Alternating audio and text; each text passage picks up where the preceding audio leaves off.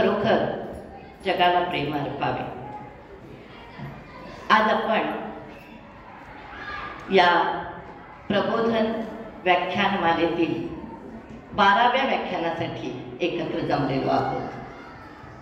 यावेळी अधिक महिना आलेला असल्यामुळे पुढच्या पौर्णिमेला 13वं व्याख्यान होणार आहे, नाहीतर 12वं व्याख्यान झालं म्हणजे वर्ष संपलं। तर यावेळेला 13वा महिना आलेला आहे, म्हणून 13 व्याख्यान आपली होणार आहे। हे 12वं पुष्प या ठिकाणी आज गुंतलं जाणार आहे। विषय आनंदवनाचा आहे। आनंदवन काल, आज आणि उद्या। खरोखर जे आनंदवनात जाऊन आलेले आहेत त्यांना कल्पना आहे की आनंदवनामध्ये उगवतीच्या सूर्याचे रंग वेगळे असतात आणि मावळतीच्या सूर्याच्या छटा वेगळ्या असतात। माझं बालपण वर्ध्यात गेलेलं आहे। वर्ध्यापासून 1-2 ते 3 तासाच्या अंतरावर वरोरा आहे। आम्ही लहान असताना आम्हाला एवढंच कळलेलं होतं की एक बाबा आमटे नावाचे गृहस्थ आहेत, त्यांनी कुष्ठरोग्यांसाठी एक रुग्णालय सुरू केलेलं आहे। म्हणजे तेव्हा आनंदवन हे त्याचं नाव आहे, किंवा याच्यामध्ये काहीतरी अनेक लोक असणार आहेत, पुढे याचं काय रूप असणार आहे हे त्यावेळेला काहीही कल्पना नव्हती। केवळ कुष्ठरोग्यांसाठी असलेलं रुग्णालय एवढीच त्याची ओळख होती। आणि कोणी वरोऱ्याला जायचं म्हटलं तर तेव्हा लोक लगेच त्यांच्याकडे शंकेने बघत होते की वरोऱ्याला निघाले, बाबा आमच्या तिथे चालले म्हणजे यांच्या घरात कोणीतरी कुष्ठरोगी आहे।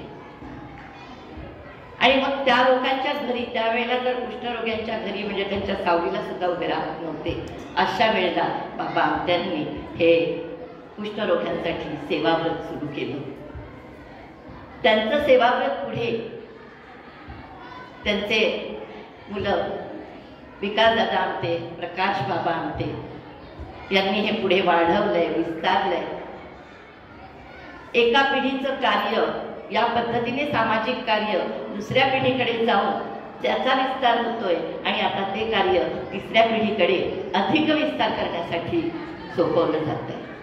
म्हणजे खरोखरच काही वेळेला बाबा आमचे स्वतःही म्हणत होते की आनंदवन नसलेलं चालेल, म्हणजे आनंदवन फुलतंय ह्याचा आनंद नाहीये। आनंदवन फुलतंय म्हणजे रंजले रांजले लोक वाढतात। घरी असणाऱ्या लोकांची सेवा लोकांना करावीशी वाटत नाहीये, त्यांना ते आनंदवनात आणून ठेवतायत, म्हणून आनंदवन फुलतंय याचा आनंद नाहीये। पण ज्यांच्यासाठी खरोखर घर नाही अशा लोकांसाठी आनंदवन हे एक अतिशय उत्तम असं ठिकाण आहे। आणि त्या ठिकाणी प्रत्येकाला त्यांनी स्वावलंबी बनवलेलं आहे, कोणीही कुणावरही अवलंबून नाही। अशा आनंदवनाविषयी सांगण्यासाठी आज या ठिकाणी जे व्याख्याते आलेले आहेत ते व्याख्याते सुद्धा तेवढ्याच ताकदीचे आहेत। नरेंद्र नायडू शिक्षण क्षेत्रामध्ये ज्यांनी 36 वर्ष काम केलेलं आहे। पुण्यातील मॉडर्न कॉलेज ऑफ एज्युकेशन या ठिकाणी वाईस प्रिन्सिपल म्हणून काम केलेलं आहे। झुलॉजीचे हेड ऑफ द डिपार्टमेंट ते होते। विद्यार्थ्यांच्या व्यक्तिमत्व विकासासाठी व्याख्यानं देणे, त्यांच्या व्यक्तिमत्वामध्ये कशा पद्धतीने भर टाकता येईल, म्हणजे अगदी लहान मुलांपासून असं नाही की केवळ महाविद्यालयीन विद्यार्थ्यांशी ते संवाद साधतात, तर शालेय विद्यार्थ्यांशी सुद्धा तेवढ्याच उत्तम पद्धतीने संवाद ते साधत असतात। त्यांनी काही 2 रिसर्च कंप्लीट केलेले आहेत, चिक एम्ब्रिओलॉजी आणि वर्मी टेक्नॉलॉजी या 2 विषयांवरचे त्यांचे रिसर्च कंप्लीट झालेले आहेत। ते चेअरमन म्हणून आर्ट सर्कल अँड स्टाफ अकॅडमीचे चेअरमन म्हणून काम बघतात। म्हणजे केवळ शिक्षण क्षेत्राशी निगडीत आहेत म्हणजे केवळ आपलं शिकवणं झालं, आपण आपलं काम पूर्ण केलं आणि ती कर्तव्यता झाली असं नाही. तर आज त्यांच्या बाबतीत मी असं म्हणेन की रिटायर्ड बट नॉट टायर्ड. आज ते सेवानिवृत्त आहेत पण तेवढेच कार्यमग्न आहेत. त्यांची वेळ घेण्यासाठी सुद्धा बराच वेळा म्हणजे आता कोणत्या पौर्णिमेला तुम्हाला वेळ आहे, कोणत्या पौर्णिमेला तुम्हाला वेळ आहे, असं चांगल्या कामासाठी ते पूर्ण वेळ मग्न आहे. त्याचबरोबर समाजसेवा आपण करतो, शिक्षणाची सेवा आपण करतो, घरातली मातृसेवा सुद्धा ते तेवढ्याच तन्मयतेने त्यांनी केलेली आहे. मागच्या महिन्यात पौर्णिमेला त्यांचं व्याख्यान आपण ठेवलं होतं पण त्याच वेळेला दुर्दैवाने त्यांच्या मातृश्रींचं निधन झालेलं आहे. आणि ते आपल्या आईच्या सेवेत सुद्धा तेवढ्याच पूर्ण आपलं जे टाइमटेबल असेल त्या टाइमटेबलमध्ये आईची सेवा कोणत्या वेळेला करायची आहे, आईसाठी मी कोणत्या वेळेला घरी राहायचं आहे, ही वेळ माझी आईसाठीची आहे, ह्या पद्धतीने सांगून ते बाहेर म्हणजे केवळ समाजाची सेवा केली आणि घरातल्यांची सेवा केली नाही तर तीही व्यक्ती एक परिपूर्ण पुरुष नसते. तर असं परिपूर्ण व्यक्तिमत्व या ठिकाणी आहे. चिन्मय मिशनचे कार्यकर्ते आहेत, त्यांचा परिचय खूप मोठा आहे पण मी थोडक्यात रॅपिडली घेतली कारण त्यांना ऐकण्यासाठी आपण आज इथे आलेलो आहोत आणि त्यांना ऐकत असताना आपल्याला त्यांचा निश्चितपणे परिचय होणार आहे. चिन्मय मिशनचे कार्यकर्ते आहेत, स्वामी विवेकानंदांचा अभ्यास आहे.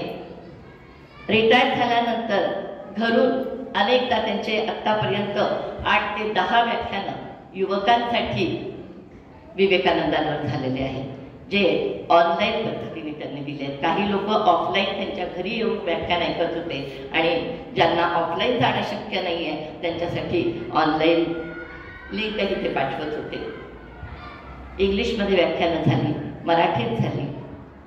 तेवढीच अतिशय सुंदर अशी भाषेवरची पकड ज्यांची आहे असे नरेंद्र नायडू यांचं मी आपल्या सर्वांच्या वतीने या मातृमंदिरामध्ये स्वागत करते आणि त्यांना विनंती करते की त्यांनी आपल्या आजच्या व्याख्यानाला सुरुवात करावी.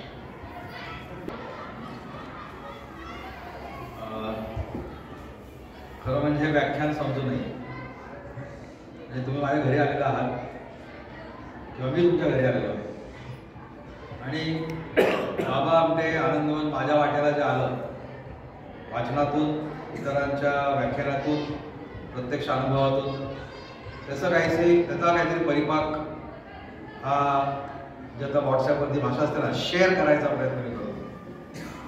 आणि म्हणून मला ते 2-3दा तुम्ही बोलायला मला आवडलं की हा एक संवाद आहे. खूप चांगला सिनेमा पाहिला की मित्रांना सांगावंसं वाटतं की हा जरूर बघ, बोले आले बघ जाऊ सांगावंसं वाटतं. तसं हे आहे समजा. आणि तुम्ही पण ऑलरेडी माझे काही मुद्दे खाऊन टाकलेले आहेत. पहिला मुद्दा हाच होता की आज जे पद्य गायला गेलं ते इतकं संयुक्तिक होतं आजच्या ह्या भाषणाला किंवा ह्या बोलण्याला. कारण माझे वडील नेहमी म्हणायचे की धडपडणारी मुले ज्यांना साने गुरुजी म्हणायचे त्यापैकी बाबा आमटे एक होते. आणि आमचं असं भाग्य आमच्या आईवडिलांमुळे त्यातली बरीचशी धडपडणारी मुलं मला जवळून बघायला मिळाली. मग ते राजा मंगळवेडेकर असतील, यदुनाथ थत्ते असतील, नागोगोरे असतील, S.M. जोशी असतील आणि बाबा आमटे असतील. प्रत्येकजण आपापल्यापर्यंत काहीतरी चांगलं करत होते आणि त्यांची आमच्या मनावरती प्रत्येक छाप पडलेली आहे. त्यांची व्याख्यानं जवळून ऐकायला मिळाली, काही लोकांचा संपर्क आला, संबंध आला, काही दुरूनच राहिलं. बाबा आमटेंचा संबंध थोडाफार आला आमच्या आयुष्यात. कारण माझे वडील चिन्मय मिशनचं काम मनापासून करायचे, तितक्याच तळमळीनं आनंदाचं पण काम करायचं. म्हणजे मलाही आज आश्चर्य वाटतं की तो बॅलन्स कसा केला. त्यांची नोकरी सांभाळून 2 संस्थांशी असे काही लागेबांधे होते, असे काही प्रेम होतं, अशी काही आपुलकी होती की त्या दोन्ही संस्थांना वाटतं की भाई नायडू आमचे आहेत, ते आम्हाला अजून जमलेलं नाही. तर तेव्हा गीतेच्याबद्दल चर्चा करताना चिन्मय मिशनच्या प्लॅटफॉर्मवरती त्या अभ्यास वर्गात ते नेहमी म्हणायचे माझे वडील की आपण कर्मयोग बोलतो नुसता, कर्मयोगी पाहायचा असेल बाबा आपल्याकडे जायला पाहिजे. आणि आमच्या घरामध्ये धारणा होती की तिरुपती आणि शिर्डी करण्यापेक्षा आनंदांची वारी करावी. त्यामुळे जितक्या वेळेला आम्ही आनंदवनला गेलो आहे तितक्या 10 वेळा पण तिरुपतीला गेलेलो नाही किंवा शिर्डीला तर नाहीच नाही.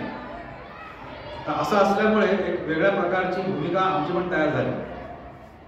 माझ्या वडील या डेव्हिड ब्राऊनमध्ये सामान्य कामगार होते, नंतर मध्ये रिटायर होताना ऑफिसरहून रिटायर झाले.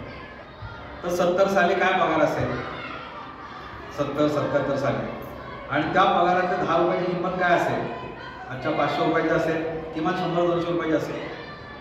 तर नॉर्मली आपल्या घरामध्ये काय होतं की आपला पगार, पहिला पगार झाला की देवाकडे ठेवतात किंवा घरातल्या गृहिणीकडे चांगले सद्ग्रस्त देतात. माझे वडील पहिल्यांदा पोस्टात जायचे आणि 10 रुपयाची मनी ऑर्डर आनंदला करायचे आणि मग घरी पैसे यायचे, मग पगार घरी यायचा. त्यावेळेला आम्हाला पण असं कुतूहल की बाबा आमटे कोण, बाबा आमटे कोण. आणि पुढे मग आला संपर्क. तर तो आपला विषय नाही आहे, नायडू परिवार आणि बाबा आमटे हा विषय नाही. आनंदवन काल, आज आणि उद्या जर बोलायचं झालं तर दुसरा मुद्दा तुमच्या बोलण्याचा आला, त्याचा मी संदर्भ देतो वेगळा. विकास आमटेंवरती एक पुस्तक लिहिलं गेलं चित्रलेखा पुरंदरेंकडून, बाबासाहेब पुरंदरेंची सूरबाई. त्यांनी ते पुस्तक लिहिलं आणि बालगंधर्वांचं प्रकाशन होतं. तुरुंब भरलेला हॉल, म्हणजे चित्रलेखा पुरंदरेचे फॅन्स, आनंदवनचे फॅन्स आणि विकास आमटेचे फॅन्स, अशा आम्ही सर्व लोक होतो. बसायला जागा नव्हती, कॉरिडॉरमध्ये त्या पॅसेंजर लोक उभे होते. चित्रलेखा पुरंदरे उत्तम बोलल्या. त्यानंतर अजून एक दोघांनी त्या पुस्तकाचं परीक्षण म्हणा, परिचय म्हणा, असं काहीतरी व्याख्यान दिलं. आणि विकास आमटेंचं पहिलं वाक्य होतं जेव्हा ते उभे राहिले तेव्हा, this is the black day in my life. पुस्तक प्रकाशनाला स्वतःच्या पुस्तकाला जर लिहिलं असताना कोणी असं बोललं, म्हणजे सगळ्यांचे चेहरे व्यासपीठाचे बघण्याचे झाले. आम्ही पण आवाज झालो, this is the black day in my life म्हणाले. जेव्हा एखाद्या माणसाचं चरित्र लिहिलं जातं म्हणजे तो संपला म्हणाला. म्हणजे आता मला एक इंडिकेशन मिळतं की मी थांबायचं, की विकास आमटे संपला, आनंदवनचं काम संपलं, असा मला संकेत मिळतो की काय. अर्थात नंतर ते त्यांच्या शैलीमध्ये व्यवस्थित बोलले. त्याच विकास आमटेंना साधना साप्ताहिकाच्या पत्रकारांनी काही वर्षांपूर्वी विचारलं होतं, 80 साली 82 साली, की दरवर्षी मी आनंदवनाला येतो तर मला नवीन काहीतरी दिसतं, ह्या वर्षी नवीन काय. आणि असं केलं नाविन्य, म्हणजे आजकाल म्हणजे नवीन शब्द वापरतो इनोव्हेशन. ते इनोव्हेशन शब्द न वापरता बाबा आमटेने आयुष्यात इनोव्हेशनच केलं. विकास आमटेने त्या दुप्पट केलं. तिसरी पिढी आता अजून सरसाव पुढे झाली. तर विकास आमटेने तेव्हा उत्तर दिलं की मला आनंदवनाच्या भविष्याची चिंता नाही आहे, मला आनंदवन वाढतं ह्याची चिंता आहे, जे तुम्ही आता बोलून गेलात. ते म्हणाले this is not growth, this is inflammation. ही सूज आहे. आनंदवनाची आनंदवन वृद्धिंगत होत नाहीये, हे वर्धन नाहीये, ही सूज आहे. आणि ज्या अर्थी आनंदवन फोफावत आहे, ज्या अर्थी आनंदवन वाढतंय, याचा अर्थ असा की समाजामध्ये अजूनही या लोकांना मान्यता नाहीये. तुमच्या कुटुंबामध्ये तुम्ही कुष्ठरोगी तुमच्या घरात ठेवायला तयार नाही आहात, तुम्ही एका अपंगाला घरात ठेवायला तयार नाही आहात. म्हणजे एक वेगळा संदर्भ येतो. परवा मी तुमच्या परिषदेला आलो होतो पंचकोशाच्या, त्याच्यामध्ये शेवटच्या दिवशी सविता कुलकर्णी उत्तम बोलल्या होत्या. त्यात त्या बोलता होत्या म्हणून गेल्या की आपल्याला बेटं निर्माण करायची आहेत का प्रत्येक घरात दिवा न्यायचं, फक्त प्रकाशाचं बेट व्हायचं आहे का. तसं विकास आमटे, बाबा आमटेची धारणा होती की आपण प्रकाशाचं बेट निर्माण नाही करायचं. आपल्याला हे बघायचं की समाजातील माणसं सामावून घेतली जातील का. बाबा आमटेंनी फक्त कुष्ठरोगातून मुक्त नाही केलं, त्यांच्यातला माणूस उभा केला. अगदी काल परवा आमचे एक ग्रुप गेला होता, विकास आमटेंना भेटला, तर विकास आमटे बोलता होता सहज बाबाचे एक वाक्य बोलून गेले, we have lost our limbs, we have not lost our self esteem. आमच्या हाताची बोटं जडलेली आहेत, आम्ही अपंग आहोत तसे, पण आमचा आत्मसन्मान केलेला नाही. अनेक लोक जगभर कुष्ठरोगाची सेवा करणारे होऊन गेले, अजूनही आहेत. नावं घेतलं तर ते बरोबर होणार नाही, औचित्य भंग होईल, कारण ते आपापल्याकडे चांगलंच काम करतायत. पण नेहमी असं वाटतं की बाबा आमटेंचं काम वेगळं कसं आहे. तर विकास आमटे एक मॉडेल सांगतात की खड्ड्यामध्ये एक माणूस पडलेला आहे, तर त्याला आपण वरतून भाकरी टाकतो, तो जोपर्यंत जगतो तोपर्यंत त्याला आपण जगवतो. ही एक प्रकारची समाजसेवा झाली. आणि दुसरी एक प्रकारची समाजसेवा अशी आहे की आपण वागतो, हात नाही पोचला तर दोर देतो आणि त्या माणसाला आपल्या पातळीवर खेचतो. ही दुसऱ्या प्रकारची समस्या. आणि तो जेव्हा माणूस बाहेर येतो तो पंगू राहत नाही, शरीराने पंगू असेल पण मनाने नाही. तर बाबा आमटेंनी ते काम केलं. आणि त्यावेळेस बाबा आमटेंचं काम सर्वांपेक्षा वेगळं आहे. कुष्ठरोग्याला फक्त शारीरिक रोगातून मुक्त नाही केलं, त्याच्या मानसिक व्याधी, त्याच्यामधला गेलेला आत्मसन्मान तो जागा केला. त्यांना विचारलं तर बाबा त्यांना एका पत्रकारांनी की बाबा व्हॉट इज युअर इन्स्पिरेशन, आणि त्याला अपेक्षा होती की बाबांनी साने गुरुजी म्हणावं, गांधी म्हणावं. बाबा एक मल्टी फॅसेटेड पर्सनॅलिटी होते. जरी मी सुरुवातीला म्हटलं की साने गुरुजीचं धडपडणारं मूल होतं बाबा आमटे, पण ते चिमटीत न सापडणारं होतं. म्हणजे साने गुरुजी सारखे होते का? हो, त्याच्या 2 पावलं पुढे होते. साने गुरुजींबद्दल बाबा फार शांत होते. एका ठिकाणी म्हणाले साने गुरुजी, बाबांचं इंग्लिश फार सुंदर होतं. ते नोट्स लिहायला बसलो तर लिहिता यायचं नाही, इतक्या वेगाने बोलायचे आणि असे शब्द वापरायचे डिक्शनरी बघायला लागायचे. तर ते म्हणाले Sane Guruji drain the udder of his heart, त्या हृदयाचा आचर करून एका गायीने दूध द्यावं तसं साने गुरुजींनी प्रेम दिलं. म्हणून ते पद्य साने गुरुजींना सुचू शकतो.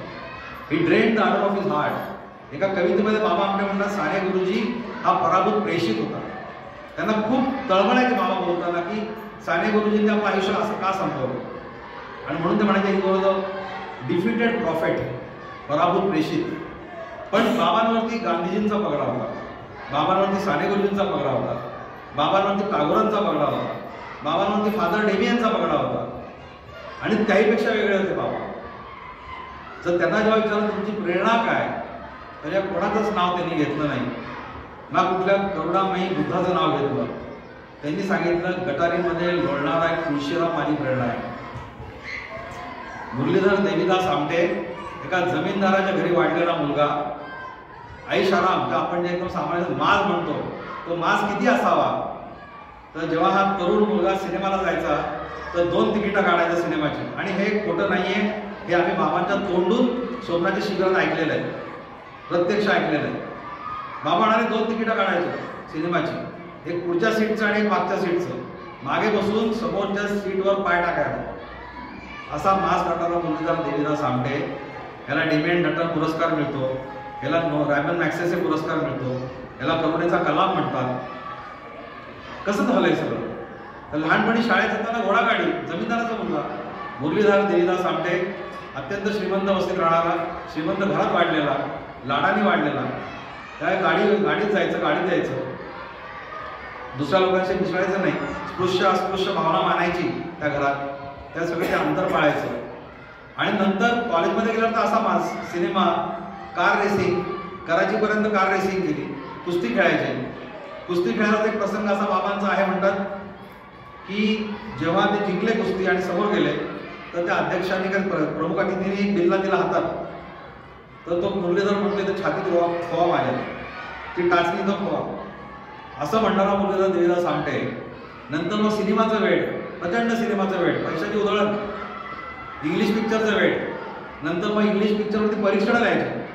ते इतकं सुंदर लिहायला लागले परीक्षणं त्याच्यावरती की नॉर्मा शेरर आणि ग्रेटा गार्बो त्यांचे पेन फ्रेंड झाले. आणि म्हणजे पुढचाच प्रसंग सांगतो एकदम, जेव्हा बाबा आमटेंनी महारोग्यांचं म्हणजे कुष्ठरोग्यांचं काम सुरू केलं तेव्हा सगळ्यात पहिले देणगी त्या लोकांकडून आली. आणि त्यांनी लिहिलं असं कळवळून त्या बाबा आमटेला, मुरलीधराला की वाय आर यू डुईंग दिस. या कुष्ठरोगांमध्ये तू एवढा तुझं जे लिहिणं आहे त्याच्यामध्ये एस्थेटिक्स आहे, एक प्रकारचं सौंदर्यदृष्टी आहे, तू कलाकार मनाचा आहेस, तू असं कसलं काम करतोयस. तेव्हा बाबांनी त्यांना उत्तर लिहिलं, until now we had pen friendship, now I am making pen friendship.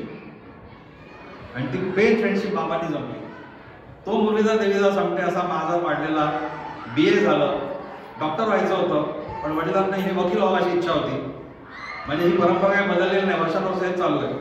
वडिलांप्रमाणे मुलांनी करावं, त्यांच्या इच्छेप्रमाणे करावं, पण हे वकील झाले मनाविरुद्ध. प्रॅक्टिस पण सुरू केली आणि प्रॅक्टिस सुरू असं लक्षात आलं की आपल्याला हे आपण रमत नाही याच्यात. आणि जे असं मिसळलं आहे समाजामध्ये ते बघतात त्या कोर्टामध्ये गरीब शेतकरी येतोय, मजूर येतोय, आटला पगडचे लोक येत आहेत आणि त्यांना कोणी वाली नाही आहे. मग ह्यांनी आणि त्यांच्या मित्राने असं ठरवलं की आपण प्रॅक्टिस बंद करायची. आणि कशी प्रॅक्टिस करायची? सहकारी तत्वावर करायची. दोघं कॉपरेटिव्ह प्रॅक्टिस हा नाविन्यपूर्ण प्रयोग होता. आणि फक्त गरिबांची वकिली करायची, पैसे न घेता. त्यांनी दिले तर घ्यायचे, नाही तर नाही. वडिलांना ते अजिबात आवडलं नाही, पण यांनी सुरू केलं असं. बाबा म्हणायचे की मी 1 तास बोलतो आणि 50 रुपये फी घेतो आणि मजूर 8 तास काम करतो आणि 4 आणे पण मिळत नाही. ही कसली विसंगती? आणि तेच बाबा लहानपणचा एक प्रसंग आठवून सांगतात की जेव्हा मी लहान होतो आणि दिवाळीचे पैशाचे खिशात घेऊन फटाके आणायला आणि मोज बनवायला चालतो गुळगुळ करत, तेव्हा रस्त्याच्या कडेला एक भिकारी दिसला, अंध होता आणि तो काहीतरी त्या भाषेत म्हणत होता, जे यांना काही नाम जे काय असेल ते म्हणत होता. तर तेव्हा तिथून जाताना एका मस्ती करणाऱ्या मुलांनी त्या टीनच्या डब्यात खडे टाकले, खडे. आणि त्या अंधाला काहीच कळलं नाही, त्याने आवाज ऐकला, त्याला नाणी पडली आहेत. आणि जेव्हा ते पाहिलं, हाताने काढले, तर त्याला लक्षात आले खडे आहेत. आणि बाबा म्हणतात त्या डोळ्यात जेव्हा मी पाणी पाहिलं तेव्हा पहिल्यांदा माझी माणुसकी जागी झाली. आणि लहान मुलगा तो बाबा मुरलीधर तेव्हा छोटा होता, खिशात हात घालताना जी सगळी नाणी होती त्या डब्यात टाकली. आणि तो आंधळा म्हणाला की माझी मस्ती करतो का रे, एकदा दगड टाकलं तर पूर्ण नाही का. त्याला विश्वासच बसेना की एवढी कणकण कणकण नाणी वाजली. आणि तेव्हा म्हणाले जो स्पर्श झाला त्या अंधा माणसाचा मला, तेव्हा मला कळलं की एक वेदनेचं पण एक गीत असतं, वेदनेचं पण एक नातं असतं. याच बाबा म्हणतात आम्हाला शाळेत धडा होता की त्यांना म्हणे तिथे शिक्षकांनी विहिरीजवळ पोहायला नेलं आणि बाबांना पोहता येत नव्हतं तेव्हा. आणि मग एक मुलं पोहायला, बाबा काठाशी उभे, तर त्या शिक्षकांनी ढकलून दिलं आणि ते उडी मारली आणि पोहायला लागलं. तर बाबा म्हणतात की तेव्हापासूनच मला अंधारात अशी उडी मारायची सवय लागली आणि मी पोहायला शिकलो. तर ती वकिलीची प्रॅक्टिस करता करता तेही त्यांना जमेना, मग हळूहळू राजकारणात शिरले. पण त्याच्या आधी त्यांनी एक प्रयोग केला. आनंदवानी फार नंतरची गोष्ट आहे. त्यांनी प्रयोग केला, त्याचं नाव श्रमाश्रम. एका मित्राचं एक आउट हाऊस मिळालं, त्या तिकडे 18 पगड जातीचे लोक एकत्र जमले, ते वकील पण जमले. नुकतंच विवाह झालेला इंदू घुले ही अतिशय श्रीमंत आणि ब्राह्मण कुटुंबातली मुलगी, 16 मानणारी, अतिशय देखणी. म्हणून त्यांचा प्रेमविवाह कसा झाला हे सगळे संविधान पुस्तकामध्ये वाचण्यासारखं आहे. आपल्या काही लोकांनी वाचले असेल साधारणतः आमचं संविधान, what a love story it is. तर ते त्यांचं लग्न झालं आणि ही का रामाच्या सीतासारखी वनवासात आली आणि तिकडे त्यांचं सुरू झालं संसार. या सगळ्या लोकांचा स्वयंपाक साधारणतः करणार, या सगळ्या लोकांनी आपापले कामं करायला दिवसभर जायचं, संध्याकाळचे एकत्र सगळ्यांनी पैसे जमवायचे, एकत्र जेवायचं, एकत्र प्रार्थना म्हणायची. असा तो श्रमाश्रमाचा प्रयोग 1.5 वर्ष चालला. त्या अंगणामध्ये, त्या प्रांगणामध्ये, त्या तिकडच्या परसबागेत भाजीपाला फळं लावली, ती विकायला. हा जमीनदाराचा मुलगा रस्त्यावर बसायचा तुकारामासारखा, भाव करायचा नाही. त्या बाबा म्हणतात त्यावेळेला मला श्रीमंताच्या मनातली गरिबी आणि गरिबाच्या मनातली श्रीमंती कळली. आणि श्रीमंत लोक घसाघीस करायचे त्या भाजीसाठी, आणि गरीब माणसं हा इतक्या श्रीमंत जमीनदाराचा मुलगा रस्त्यावर बसून या सगळ्या 12 बरोबरमध्ये राहतोय, हे काम करतो, म्हणून ते प्रेमाने जास्त त्यांच्या रक्कमेने जायचे. तेव्हा मला माणुसकी खरी कळली म्हणाले बाबा. आणि तो श्रमाश्रमाचा प्रयोग थोडा कसला, कारण ताई खूप आजारी पडल्या, TB सारखी लक्षणं दिसायला लागली. आणि मग ते तेव्हा विकासाचा पण जन्म झाला जस्ट. या सगळ्यामध्ये तिथे महिला डोक्यातून वाहणारे जे, आता भंगी शब्द वापरणं बरोबर नाही, पण सफाई कामगार ते जायचे. तर त्यांनी एकदा संप पुकारला, तोपर्यंत बाबा नगराध्यक्ष झाले होते. आणि संप पुकारला की हे जमणार नाही मला, दिवसभर आम्ही कामं करतोय आणि लोकांना ती घाण नको म्हणून मी रात्री ते डोक्यावर घेऊन जायचं, हे बरोबर नाही. तर मुरलीधर देवीदास आपल्याकडे काही उत्तर नव्हतं. त्यांनी काय उत्तर शोधावं. आज आमचे नेते 2 ऑक्टोबरला हातात झाडू घेतात आणि महात्मा गांधीच्या नावाने फोटो काढून घेतात. तसं नाही केलं यांनी. लोकांच्या नकळत रोज सकाळी जवळजवळ 1.5 महिना त्या लोकांच्या मध्ये मिसळून पहाटे 3:30-4ला महिलाच्या पाट्या मुरलीधर देवीदास आमच्याकडे वाहिल्या. आणि अशाच एका पावसाळी रात्री जात असताना त्या गटारीमध्ये एक लोळा मला दिसला. आणि अगदी बाबांच्या शब्दात सांगायचं झालं तर पुढे गेलो आणि मागे आलो, तेव्हा दिसलं तिकडे एक जिवंत हाडा मांसांचा लोळा पडलेला आहे. डोळ्याच्या खाचा झाल्या, नाकाचं बुरुज ढासळलंय, बोटं झडलेली आहेत हाताची, रक्त पू मांस सगळं दिसतंय, माशा घोंगावत आहे. आणि मला किळस आली, मी घाबरपणे पळून गेलो. घरी आले, आंघोळ केली. आंघोळ करताना तो माणूस दिसायला लागला. जेवायला बसले, घासामध्ये तो दिसायला लागला. माझ्या साधनाला असं झालं तर, माझ्या मुलाला असं झालं तर त्याला जवळ घेईन का, मी बायकोला कवेत घेईन का, असे प्रश्न पडले. बेचैन झाले, ढसाढसा रडायला लागले. साधारण त्यांनी विचारलं काय झालं, मग त्यांनी तो प्रसंग सांगितला. आणि म्हणलं मग तुम्हाला काय वाटतं. म्हणजे मला बेचैन वाटतं. मला महात्मा गांधींनी अभय साधक म्हणून हाक मारली होती. कारण त्यांच्या आयुष्यात असा एक प्रसंग घडला होता ट्रेननी प्रवास करताना एकदा तरी पाहिलं, चालती गाडी पकडली आणि लक्ष केलं की त्या डब्यामध्ये एक नववधू आणि तिचा नवरा असे बसलेत आणि ब्रिटिशर्स सोल्जर आत होते आणि त्या नववधूची छेड काढत होते. तेव्हा काच फोडून हा बुद्ध देवीला सांगते आत गेला. त्या जवळजवळ 6 सैनिकांशी लढला, रक्तबंबाळून दुसऱ्या स्टेशनला पडला आणि ते महात्मा गांधीच्या कानावर गेलं. तेव्हा महात्मा गांधींनी सांगितलं तेव्हा तो मुलगा अभय साधक असेल. आणि तेव्हा हा विचारला की मी खरंच अभय साधक आहे. मी एका लोळा गोळ्या हाडा माणसाच्या जिवंत माणसाला घाबरलो, त्याची मला किळस आली. तर माय इन्स्पिरेशन इज तुळशीराम. आणि मी काही समाजसेवा म्हणून हे काम हाती घेतलेलं नाहीये. माझ्या मनातली भीती घालवायला मी काम सुरू केलं. माझ्या मनातली भीती घालवायला, to overcome my fear I started this work, असं बाबा म्हणायचे. काही मला प्रेरणा मिळणार काही नाही. तर तुळशीरामाला पाहिलं, माझा स्वार्थ होता की मी कसा एका मनुष्याला घाबरलो, कसा काय मी अभय साधल. आणि त्या तुळशीरामाला आणलं. तिथून एका अर्थी कुष्ठरोग्याची सेवा सुरू झाली. आनंदवन अजून सुरू झालं नाही, पण कुष्ठरोग्याची सुरुवात झाली. असं करता करता मध्ये काही प्रसंग आहेत. विनोबा भावेंपर्यंत ती गोष्ट गेली. मग त्यांना बाबांना म्हणजे 50 एकर जमीन देऊ केली. त्यात महारोगी सेवा समिती बरोबर स्थापन झाली. 14 रुपये 6 माणसं 1 गाय. ती गाय पण विनोबांनी भेट दिलेली. अशातनं त्या जागेची सुरुवात झाली. त्या जागेला नाव घातलं Anandwan, the forest of bliss. बाबांनी फॉरेस्ट ऑफ जॉय असा शब्द वापरला नाही, द फॉरेस्ट ऑफ हॅपीनेस शब्द वापरला नाही, द फॉरेस्ट ऑफ प्लेजर शब्द वापरला नाही, forest of bliss. Bliss is the highest happiness. Bliss is not momentary pleasure. Bliss is something which is transcendent. त्यामुळे it is the house of the home of those people, the forest of bliss. आणि त्या आनंदवनात खडकाळ जमीन, नापीक जमीन, काय करायचं, झोपडी बांधली. तोपर्यंत वडिलांनी तिचं नातं सोडून टाकून दिलं होतं. इंदुताई फुलेंच्या लोकांनी पण नातं यांना वाईट टाकलं होतं, समाजाने वाईट टाकलं होतं. त्यातून यांनी कुष्ठरोग्यांना जवळ केलं. वरोरा गावात नाही काय माणूस तिकडे फिरके ना. आणि मग सगळ्यात प्रथम काय केलं असेल, झाडं झोडपं तिकडची स्वच्छ करणं, एक झोपडी बांधणं. आणि हळूहळू तिकडे विस्तार झाला. मग विहीर खणायचं ठरलं. पाणी तर पाहिजे. 6 अपंग लोक, ज्यांना बोटं नीट नाही, ज्यांना पायाचे बोटं नीट नाही, अशा लोकांनी कसं काम केलं असेल. तेव्हा प्रत्येक ठिकाणी मोबाईल आणि व्हिडिओ नव्हते शूटिंग करायला. आजकाल आपण सगळीकडे सेल्फी आणि व्हिडिओशिवाय काही काम होत नाही. विकास आपले म्हणतात की सगळं माझ्या इथं आहे, माझ्याकडे व्हिडिओ नाही. त्यांची मुलगी नेहमी विचारते, मुलगा पण विचारतो, दादा तुमच्याकडे फोटो आहेत का तेव्हा? कसले फोटो म्हणाले? मी आचार्यांना साष्टांग नमस्कार घालताना पाहिलाय, फोटो नाही माझ्याकडे. त्यामुळे तेव्हा काहीच नव्हतं. एखाद दुसरा ब्लॅक अँड व्हाईट फोटो सापडतो जेव्हा ते काढलेला कोणी. विहीर खणायची म्हणजे किती, कल्पना करा. पाणी नागोस्तोपर्यंत ते त्यांनी केलं. आणि तोपर्यंत बाबांना एका ट्रेनच्या अपघातामध्ये केव्हा तरी मानेचा झटका बसला होता. त्यामुळे हात काम नाही करायचा. पण बाबांचं एक ब्रीदवाक्य होतं आयुष्यभर, we are not for the people, we are with the people.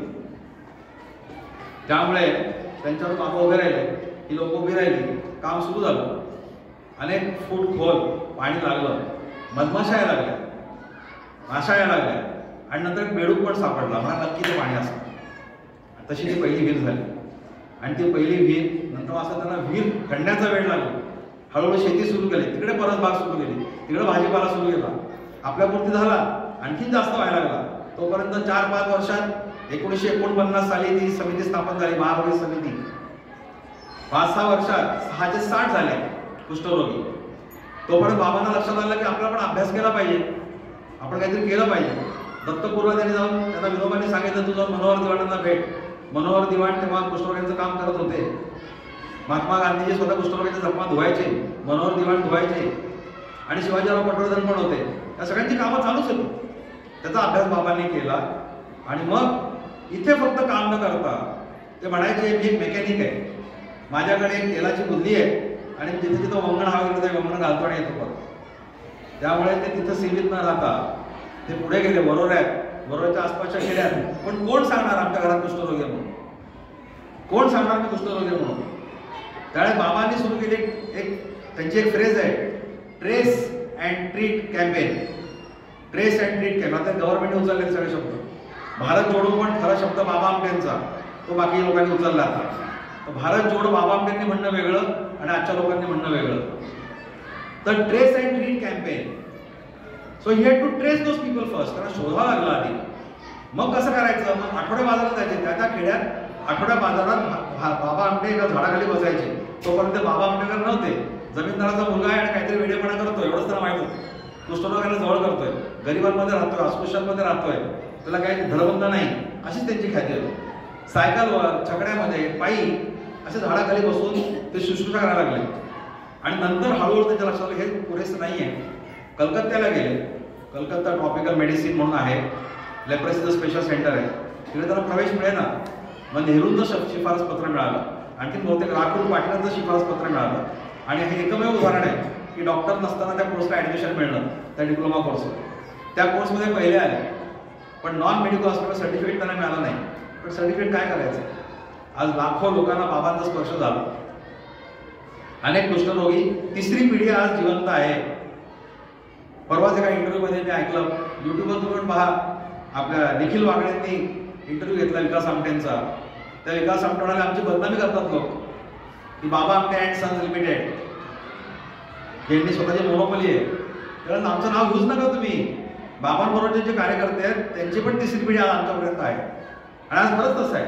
आम्ही स्वतः पाहिल्या 3 पिढ्या वेगवेगळ्या लोक आहेत. माझ्या वडिलांच्या वेळचे लोक तिथे आहेत, माझ्या वयाचे आहेत, आता माझ्या मुलांच्या वयाचे तिकडे आहेत की ज्यांनी आनंदासाठी आयुष्य दिलेलं आहे आजही. त्यामुळे हे बाबा आमच्याशी हिंडताना त्यांच्या लक्षात आलं की आपलं हे मोनोपॉली नको आहे, तर शिकायला पण हवा घ्यायला पाहिजे. तिथे कोर्स करताना तिकडे डॉक्टर धर्मेंद्र हे तिकडच्या अधिष्ठाता होते. ते डॉक्टर धर्मेंद्र बोलता बोलता एकदा बोलून गेले की अनेक रोगांवरती लस आहे, महारोगावरती नाही. कारण मनुष्य प्राणी सोडला तर दुसऱ्या प्राण्याला महारोग होतच नाही. आता महारोग शब्द वापरणं पण चुकीचं आहे, कुष्ठरोग शब्द वापरायचा. तर कुष्ठरोग हे होत नाही. Leprosy is not contagious to animals, only to human beings. Murlidhar Devdhar सामने शांत बसणार का? त्या लेक्चरनंतर धर्मेंद्राला भेटले आणि म्हणाले ते जंतू माझ्यात टोचा, mycobacterium leprae, put it into me. ते धर्मेंद्र घाबरले, हा धाडसी योग काही पण करेल म्हणून. पण त्यांनी पिच्छा सोडला नाही, ते टोचायला लावलं. काय मी म्हणाले जास्तीत जास्त, मी मेलो तरी तुम्हाला निष्कर्ष मिळेल, मी जिवंत राहिलो तरी निष्कर्ष मिळेल. Science wants results. आणि माझ्या एका रिझल्टनी जर सगळ्यांचं कल्याण होत असेल तर मी तयार आहे. आणि ती लस टोचली गेली, म्हणजे ते जंतू टोचले गेले आणि लस निर्माण नाही करता आलं हे सिद्ध झालं. पण ही हिंमत, मला हा प्रसंग वाचताना, ऐकताना, बोलताना नेहमी असं वाटतं की तोच तो मुरलीधर होता की जो लहानपणी म्हणाला बिल्ला इथं टोचा. तोच हा मुरलीधर पुढे म्हणतो की मला इथं जंतू टोचा, mycobacterium leprae, what does it matter. हे आमच्या शाळेत शिकवत नाही. एक धडा आहे तो बाबा आमटेंचा जातं, सावरकर शिकवत नाही आम्ही. एनिवे, तर मग हे झाल्यानंतर बाबा परत आले, वेगळी भूमिका आली त्यांची. आणि तेव्हा फक्त DDS म्हणून औषध होतं, पण ते बाबांनी सुरुवात केली. ॲज ई सेड, ती बुद्धी आणि मेकॅनिक ही भावना त्यांची राहिली. आनंदमन फोफावत गेलं आणि शेती उद्योग झाला सुरू. शेती करताना ह्यांना शेतीची काहीच माहिती नाही आणि तिथे काय वाचन विचन त्याला काय तिकडे. पण तरी पण जे येतील त्यांच्याशी भेटायचं, कोणाशी बोलायचं, असं करत करत बाबांनी शेती उद्योग सुरू केले. फळभाज्या झाल्या आणि काहीतरी 54-56 साली यशवंतराव चव्हाण तिकडे गेले. आणि यशवंतराव चव्हाण कौतुकाने म्हणाले, मी आयुष्यात पहिल्यांदा बघतोय, आज आपण राळेगण सिद्धीचं पण कौतुक करतो आणि अनेक ठिकाणी कौतुक करतो की स्प्रिंकलर मेथड ती बाबांनी 54 साली केली. Sprinkler method in agriculture was used by Baba Amte 1954. आणि 1960 साली आचार्य अत्रे गेले. आचार्य अत्रे अत्यंत कमी लोकांसमोर नतमस्तक होणारा माणूस, बाबा आमटेंसमोर त्यांनी साष्टांग नमस्कार घातला आणि परत आल्या आल्या मराठामध्ये मोठा लेख बाबा आमटेंवरती लिहिला की हे आमटे गुरुजी, आमटे महर्षी आमटे काय करतात बघा. त्यानंतर काही वर्षांनी पु ल देशपांडेने आमटे गुरुजी म्हणून लेखलं. गुणगायना आवडून बहुतेक तो आहे आमटे गुरुजी. नंतर ते बाबा आमटेकडे झाले. पण असा तो प्रचार होत गेला. हळूहळू कुष्ठरोगी वाढत गेले आणि एका टप्प्याला ते शेती न राहता म्हणून उद्योग पण वाढायला लागले. शेतीमध्ये आणखी नंतर बोलू, पण बाबांचे मी फक्त आधी बोलतो. ते बोलता बोलता विकास आमटे मोठे व्हायला लागले, प्रकाश आमटे मोठे व्हायला लागले. इथे पण असं झालं की बाबांच्या बोलण्यातून न कळत इनडायरेक्टली, अप्रत्यक्ष त्यांना कळलं की या दोघांना डॉक्टर होणं बाबांना आवडलं असतं, म्हणून दोघांनी डॉक्टरचा पेशा निवडला. खरं तर आतून विकास आमटेला इंजिनियर व्हायचं होतं. ते दिसत होतं त्यांच्या वागण्यातून की विकास आमटे हे डॉक्टर आहेत का इंजिनियर आहेत का चित्रकार आहेत, अष्टपैलू व्यक्तिमत्व आहे. प्रकाश आमटे आपल्यापर्यंत अष्टपैलू व्यक्तिमत्व आहे. पाण्यामध्ये शीर्षासन करणारा, वाघाबरोबर खेळणारा, सिंहाबरोबर खेळणारा, जबड्यात हात घालणारा. बाबा आमटे एका आमच्या शिबिरात म्हणाले होते, भरत कोण? आपल्या पुराणातला भरत सिंह के गिनता दात नाही किसी की सुनता बात. म्हणजे तो भरत मला माहित नाही पुराणातला, पण मला हे माहिती आहे की अपयशाच्या जबड्यात हात घालून ज्यांना हाताची बोटं नाहीत अशा माझ्या कुष्ठरोग्यांनी एक इंद्रधनुष्य खेचून आणलाय. ते हे आनंदवन आहे. बाबा आमटेंची भाषा म्हणजे अशी अलौकिक होती, कविताच होती ती. त्यांच्या ज्वाला आणि फुले करुणेचा कला मी जर पुस्तकं वाचली तर असं कधी कधी बधीर होतं डोकं, त्याला नेमकं काय म्हणायचं, पण असं फुलत बोलायचे ते. तर त्या बाबा आमटेंनी मग असं केलं तर ही मुलं दोघं डॉक्टर व्हायला गेली. ते दोघं म्हणतात की आम्हाला लहानपणी मित्रच नव्हते कोणी. विकास आमटे खूप वेळा म्हणतात भाषणात की मी डोळे उघडले तर पहिलं काय पाहिलं असेल, पहिलं महावणी, डोळे उघडले. प्रकाश आमटेने कुठेच पाहिलं. आणि त्यावेळेला आम्हाला कुटुंब ही कल्पनाच नाहीये. आमची कल्पना आहे कम्युनची कल्पना आहे आमची, की एकत्रच आमचं असं घरी आईच्या हातचं काही खाल्लंच नाही. म्हणजे आई स्वयंपाक काय एवढं सगळ्यांसाठी असायचं. म्हणजे आमच्या घरात म्हणून केला नाही स्वयंपाक कधी. रसोडाच, मोठी चूल, मोठी पातेली, हेच पाहिलं मी लहानपणापासून. शाळेमध्ये पण मित्र नाही, कारण कुष्ठरोग्यांमध्ये राहतात लोक, ह्यांना मित्र नव्हते.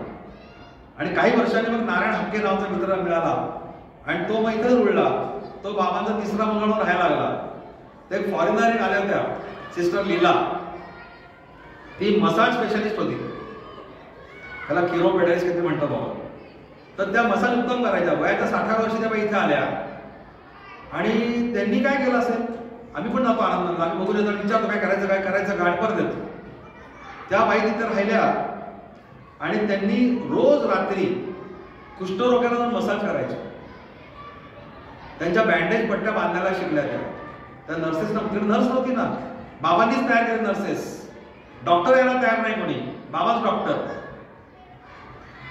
आणि मग हे पण बेकायदा ठरवायचं, तुम्ही MBBS नसता प्रॅक्टिस कशी करता, जायला कोणाची हिंमत नाही. तर तिथल्याच सिंधुताई मावशी, गीताताई मावशी नेमाडे ह्या नर्सेस, त्यांच्याकडे ही सिस्टर लीला शिकली आणि मसाज करायची. आणि रात्री या सगळ्यांचा मसाज झाल्यावर बाबा आणि ताईला पण मसाज करून द्यायची सिस्टर लीला. अशी पण माणसं तिथे आली. फॉरेनर आली. सगळ्यात पहिली मदत आली ती बाहेरून आली आपल्याकडे. 50 तरुण मुलं परदेशातून आले, सर्व्हिस सिव्हिल इंटरनॅशनल म्हणून, SCI. आणि ते म्हणाले त्यांना कुठून तरी कळलं बाबा आमच्या. ते आधी सेवाग्रामला गेले, गांधीजींचं नाव ऐकून. सेवाग्राम तरी पाहिलं काय नाहीच, एक रुटीन आहे त्याला, काही नाहीच तिकडे, काही म्हणजे भविष्यच नाही त्याला, काही वर्तमानात खिचलेले आहे ते. तर त्यांना दिसले तर काही काम नाहीये. तिथे कोणतरी सांगितलं तुम्हाला काही करायचं असेल, तुमची जी ऊर्जा आहे तर go to Anandwan. So they came to Anandwan. आणि बाबा आमच्याकडे अजेंडाच होता पुढच्या 10 वर्षाचा. त्यामुळे तिथे ह्या मुलांनी श्रमदान करून 2.5 महिने राहिले. 2.5 महिने राहून तिथे पहिली पक्की इमारत परदेशी मुलांनी आपल्यासाठी बांधली. ती 50 मुलं जी होती, ती 50 मुलं 24 देशातून आली होती. 23 भाषा त्यांना अवगत होत्या, अशी ती मुलं होती. ते पाहिल्यावर वरोऱ्याच्या लोकांचे डोळे उघडले आणि मग वरोऱ्याची माणसं यायला लागली मंदिरला. तिथले तरुण यायला लागले. मग कोणी त्याच्या जेवणाची सोय करायला लागले, कोणी त्याची राहायची सोय करायला. गोरं कातड्याचं आम्हाला आकर्षण आहे. मग बाबांचं काम, पण दोन्ही सांगलं. त्यामुळे एक मान्यता मिळाली. तरीही वरोऱ्याच्या बाजारात कुष्ठरोगाने पिकवलेली भाजी कोणी खात नव्हतं, कोणी घेत नव्हतं. दूध तोपर्यंत डेअरी सुरू झाली छोटीशी, म्हणजे ताईच दूध काढायचे, पण ते दूध पण कोणी घेईना, वाया जायचं. म्हणजे आता पण कधी कधी पंजाबला टमाटर रस्त्यावर फेकला जातो, गहू रस्त्यावर फेकला जातो, तसं टाकावं लागायचं. किती करणार ते लोक. हळूहळू मान्यता मिळाली. मग बाबांना एक कल्पना सुचली, मित्र मेळावा. तोपर्यंत काय झालं, जशी ही एड आली तशी एक स्विस एड आली. आपले एक राजदूत होते, त्यांनी स्वित्झर्लंडला स्विस एड बद्दल त्यांना सांगितलं आनंदाला काहीतरी पाठवा. तर त्या काळात काहीतरी 1.5 लाख रुपये आले आनंदासाठी. आणि त्यातनं मुक्ती सदन म्हणून भरायला. बाबा आपल्या कवीपणाचे कसे होते, कम्युनची कल्पना म्हणजे काय, मला उदाहरण देतो. जे आनंदाला जाऊन आले त्यांनी ते पाहिलंही असेल की तिकडे मुक्ती सदनला असं L शेपमध्ये, U शेपमध्ये घर आहे किंवा अर्धवर्तुळाकार. खरं म्हणजे 3 घर आहेत. इथे एक मोठं घर, इथे एक मोठं घर, इथे एक छोटं घर. या 2 घरांमध्ये तरुण जोडपी राहतात आणि मधल्या घरामध्ये वृद्ध जोडपं राहतात. म्हणजे जणू काही ह्या 2 तरुण जोडप्यांनी त्या वृद्ध जोडप्याला दत्तक घेतलेला आहे. ही कल्पना आहे. त्यांना त्यांचा आधार आणि ह्यांना मोठ्यांचा आधार. आणि तोपर्यंत ताईंनी ठरवलं होतं की आधीच कुष्ठरोगाला निसर्गाने वंचित केला अनेक सुखांपासून. त्याला एक प्रकारचं एक इन्फिरिटी कॉम्प्लेक्स आहे, त्याला एक प्रकारचा आत्मसन्मान त्याचा गेलेला आहे. तर त्यांना आपण we should give them the right to companionship, त्यांना लग्न करायची परवानगी द्यावी. आणि म्हणून त्याचा सगळा अभ्यास बाबांनी केला. अनेक लोकांना विचारलं, डॉक्टरना विचारलं की काही प्रॉब्लेम आहे का, मुलांना संसर्ग होईल का, मुलं जन्माला घालता येतील का, इथपासून अभ्यास केला. आणि त्या पहिल्या पिढीला तरी मुलं होऊन देऊ नका अशा अटीवर त्याला लग्न करायला लावलं. तोपर्यंत आनंदवन फक्त कुष्ठरोग्यांचं राहिलेलं नव्हतं. तोपर्यंत आनंदवनात एक ओघ सुरू झाला. त्यांना कळतं की इथे आलेल्या माणसाला स्वागत केलं जातं, हाकारलं जात नाही. बाबा म्हणायचे नेहमी, येणाऱ्याला का आलास विचारायचं नाही, जाणाऱ्याला का चाललास विचारायचं नाही. त्याला आनंदवन वाढत गेलं. अंध आले, अपंग आले, मूकबधीर आले, सगळे यायला लागले. आणि मग ते वस्ती वाढायला लागली. लग्न पण मग कुष्ठरोग्याशी न होता एक पोलिओवाला मुलगी आणि कुष्ठरोगी आहे बरा झालेला, पॉझिटिव्ह आणि निगेटिव्ह म्हणतात. तो पेशंट, तो अजून पेशंट आहे, त्याच्या अजून म्हणजे रुग्णसेवा चालू आहे, त्याला पॉझिटिव्ह म्हणतात. आणि तो पूर्णपणे बरा झाला, त्याचा संसर्ग नाही आहे, त्याला निगेटिव्ह म्हणतात. त्यावेळी वस्ती वाढत गेली. मग बाबा तिकडे थांबतात का? बाबा म्हणाले 1967 साली अंदाजे काहीतरी आसपास की आता आपण आनंदवनमध्ये कॉलेज तयार करूया. काय स्वप्न असेल? कॉलेज कोणासाठी? कुष्ठरोग्यांसाठी नाही. समाजाने आपलं एवढं असून सुद्धा सांभाळलंय, आपण पण समाजाचं एक देणं लागतो, तर आपण एक शिक्षण संस्था उभारा करूया. आणि आनंद निकेतन कॉलेज सुरू झालं. Anand Niketan art, science, commerce college. एका वर्षात ॲग्रिकल्चर पण झालं. आणि ते कॉलेज उभं राहिलंय. This is the only college in the world build by the disabled for the abled. बघा तुम्ही गुगल सर्च करू, कुठेही असं नाही उदाहरण. आणि दुर्दैव असं आहे की तिथे आमच्या लोकांना प्रवेश नाही. विकास आमटे आज पण उघडून सांगताय की कुष्ठरोग्याला आधार कार्ड नाही, कुष्ठरोग्याला वोटर्स ID नाही, कुष्ठरोगी माणूस नाही का? यासाठी कायद्यामध्ये काय तरतूद करता येईल? आनंदवन काल, आज आणि उद्या असं मी टप्प्याटप्प्याने नाही बोलणार आहे, असं मिश्रण येईल. तर विकास आमटे आपल्याला विचारतात की कुष्ठरोगाचं पुनर्वसन करणं, त्यांना बरं करणं हा एक टप्पा आहे. पण त्यांना आणि सेल्फ एस्टीम, तो बाबा म्हणाले, ह्याला तुम्ही नागरिकच मानत नाही. अजूनही तरी ट्रेनमध्ये शेजारी बाजूला होता, अजूनही लांबून पैसे भेटतात. हे किती वर्ष चालणार आहे? आणि कुष्ठरोग निर्मूलन केलं, निर्मूलन करून आपण म्हणतो सब झूट आहे, काही निर्मूलन नाही आहे. तुम्ही गेला 3-4 महिन्याचा पेपर वाचा, पुन्हा कुष्ठरोग महाराष्ट्रात पण आहे. विदर्भ, अमरावती भागात पण सुरू झालेला आहे. पुणे आणि मुंबईच्या भागात पण दिसतो. आता पण आपल्याला फसवतात. आकडे आहेत, कारण विकास आमटे त्या कमिटीवर आहेत, यशोदाच्या कमिटीवर विकास आमटे आहेत, त्यांना सगळे आकडे कळतात खरे. आणि ते जाऊ दे, त्यांच्याकडे येतात ना लोक. आज कौस्तुभ आमटे त्याचा मुलगा पण सांगतो, दादा मुलं येत आहेत, कुष्ठरोगी येत आहेत, आणि वयोगट पण वेगवेगळा येतो. आता असं नाही फक्त म्हातारपणी. आणि विकास आमटे चॅलेंज करतात की डॉक्टरांनी दाखला द्यावा की जो माणूस मेला तो कुष्ठरोगाने मेला का आणखी कशाने मेला. आणि विकास आमटेने असा दावा केला, आणि तो खरा आहे, कारण मी पण सायन्सचा विद्यार्थी आहे. Even the leper never dies of leprosy, he dies of diabetes, heart attack, cardiac म्हणजे ब्रेन फेलियर और एनी नॉनसेन्स, नॉट लेप्रेसी. कुष्ठरोगाने माणूस मेलेलाच नाही, पण डायबिटीसने गेलेला माणूस चालतो. पार्टीमध्ये तुमच्या शेजारी डायबेटिक पेशंट जर म्हणतो तर मला साखर चालत नाही, माझं डायटिंग चालू आहे, तुम्हाला चालतं. आणि हा माणूस तो चालत नाही, तो बरा झालाय, तंदुरुस्त झाला. बाबाच्या भाषेत तो तंदुरुस्त झालाय, तो तुम्हाला चालत नाही. त्यामुळे मग झालं असं की आम्ही तिकडे जायला पण तयार नाही, त्यांना सामावून घ्यायला पण तयार नाही. तर बरेच झाले कुष्ठरोगीच नवीन कुष्ठरोगांची काळजी घेतात. आता नाही, आता आली काही माणसं आली, पण बाबांच्या काळचं बोलतो आपण, तर तीच लोक त्यांची मदत करायला लागले, तेच त्यांचे नर्स, कारण ते त्यातनं गेलेले आहेत, त्यांना वेदना जास्त चांगल्या कळतात.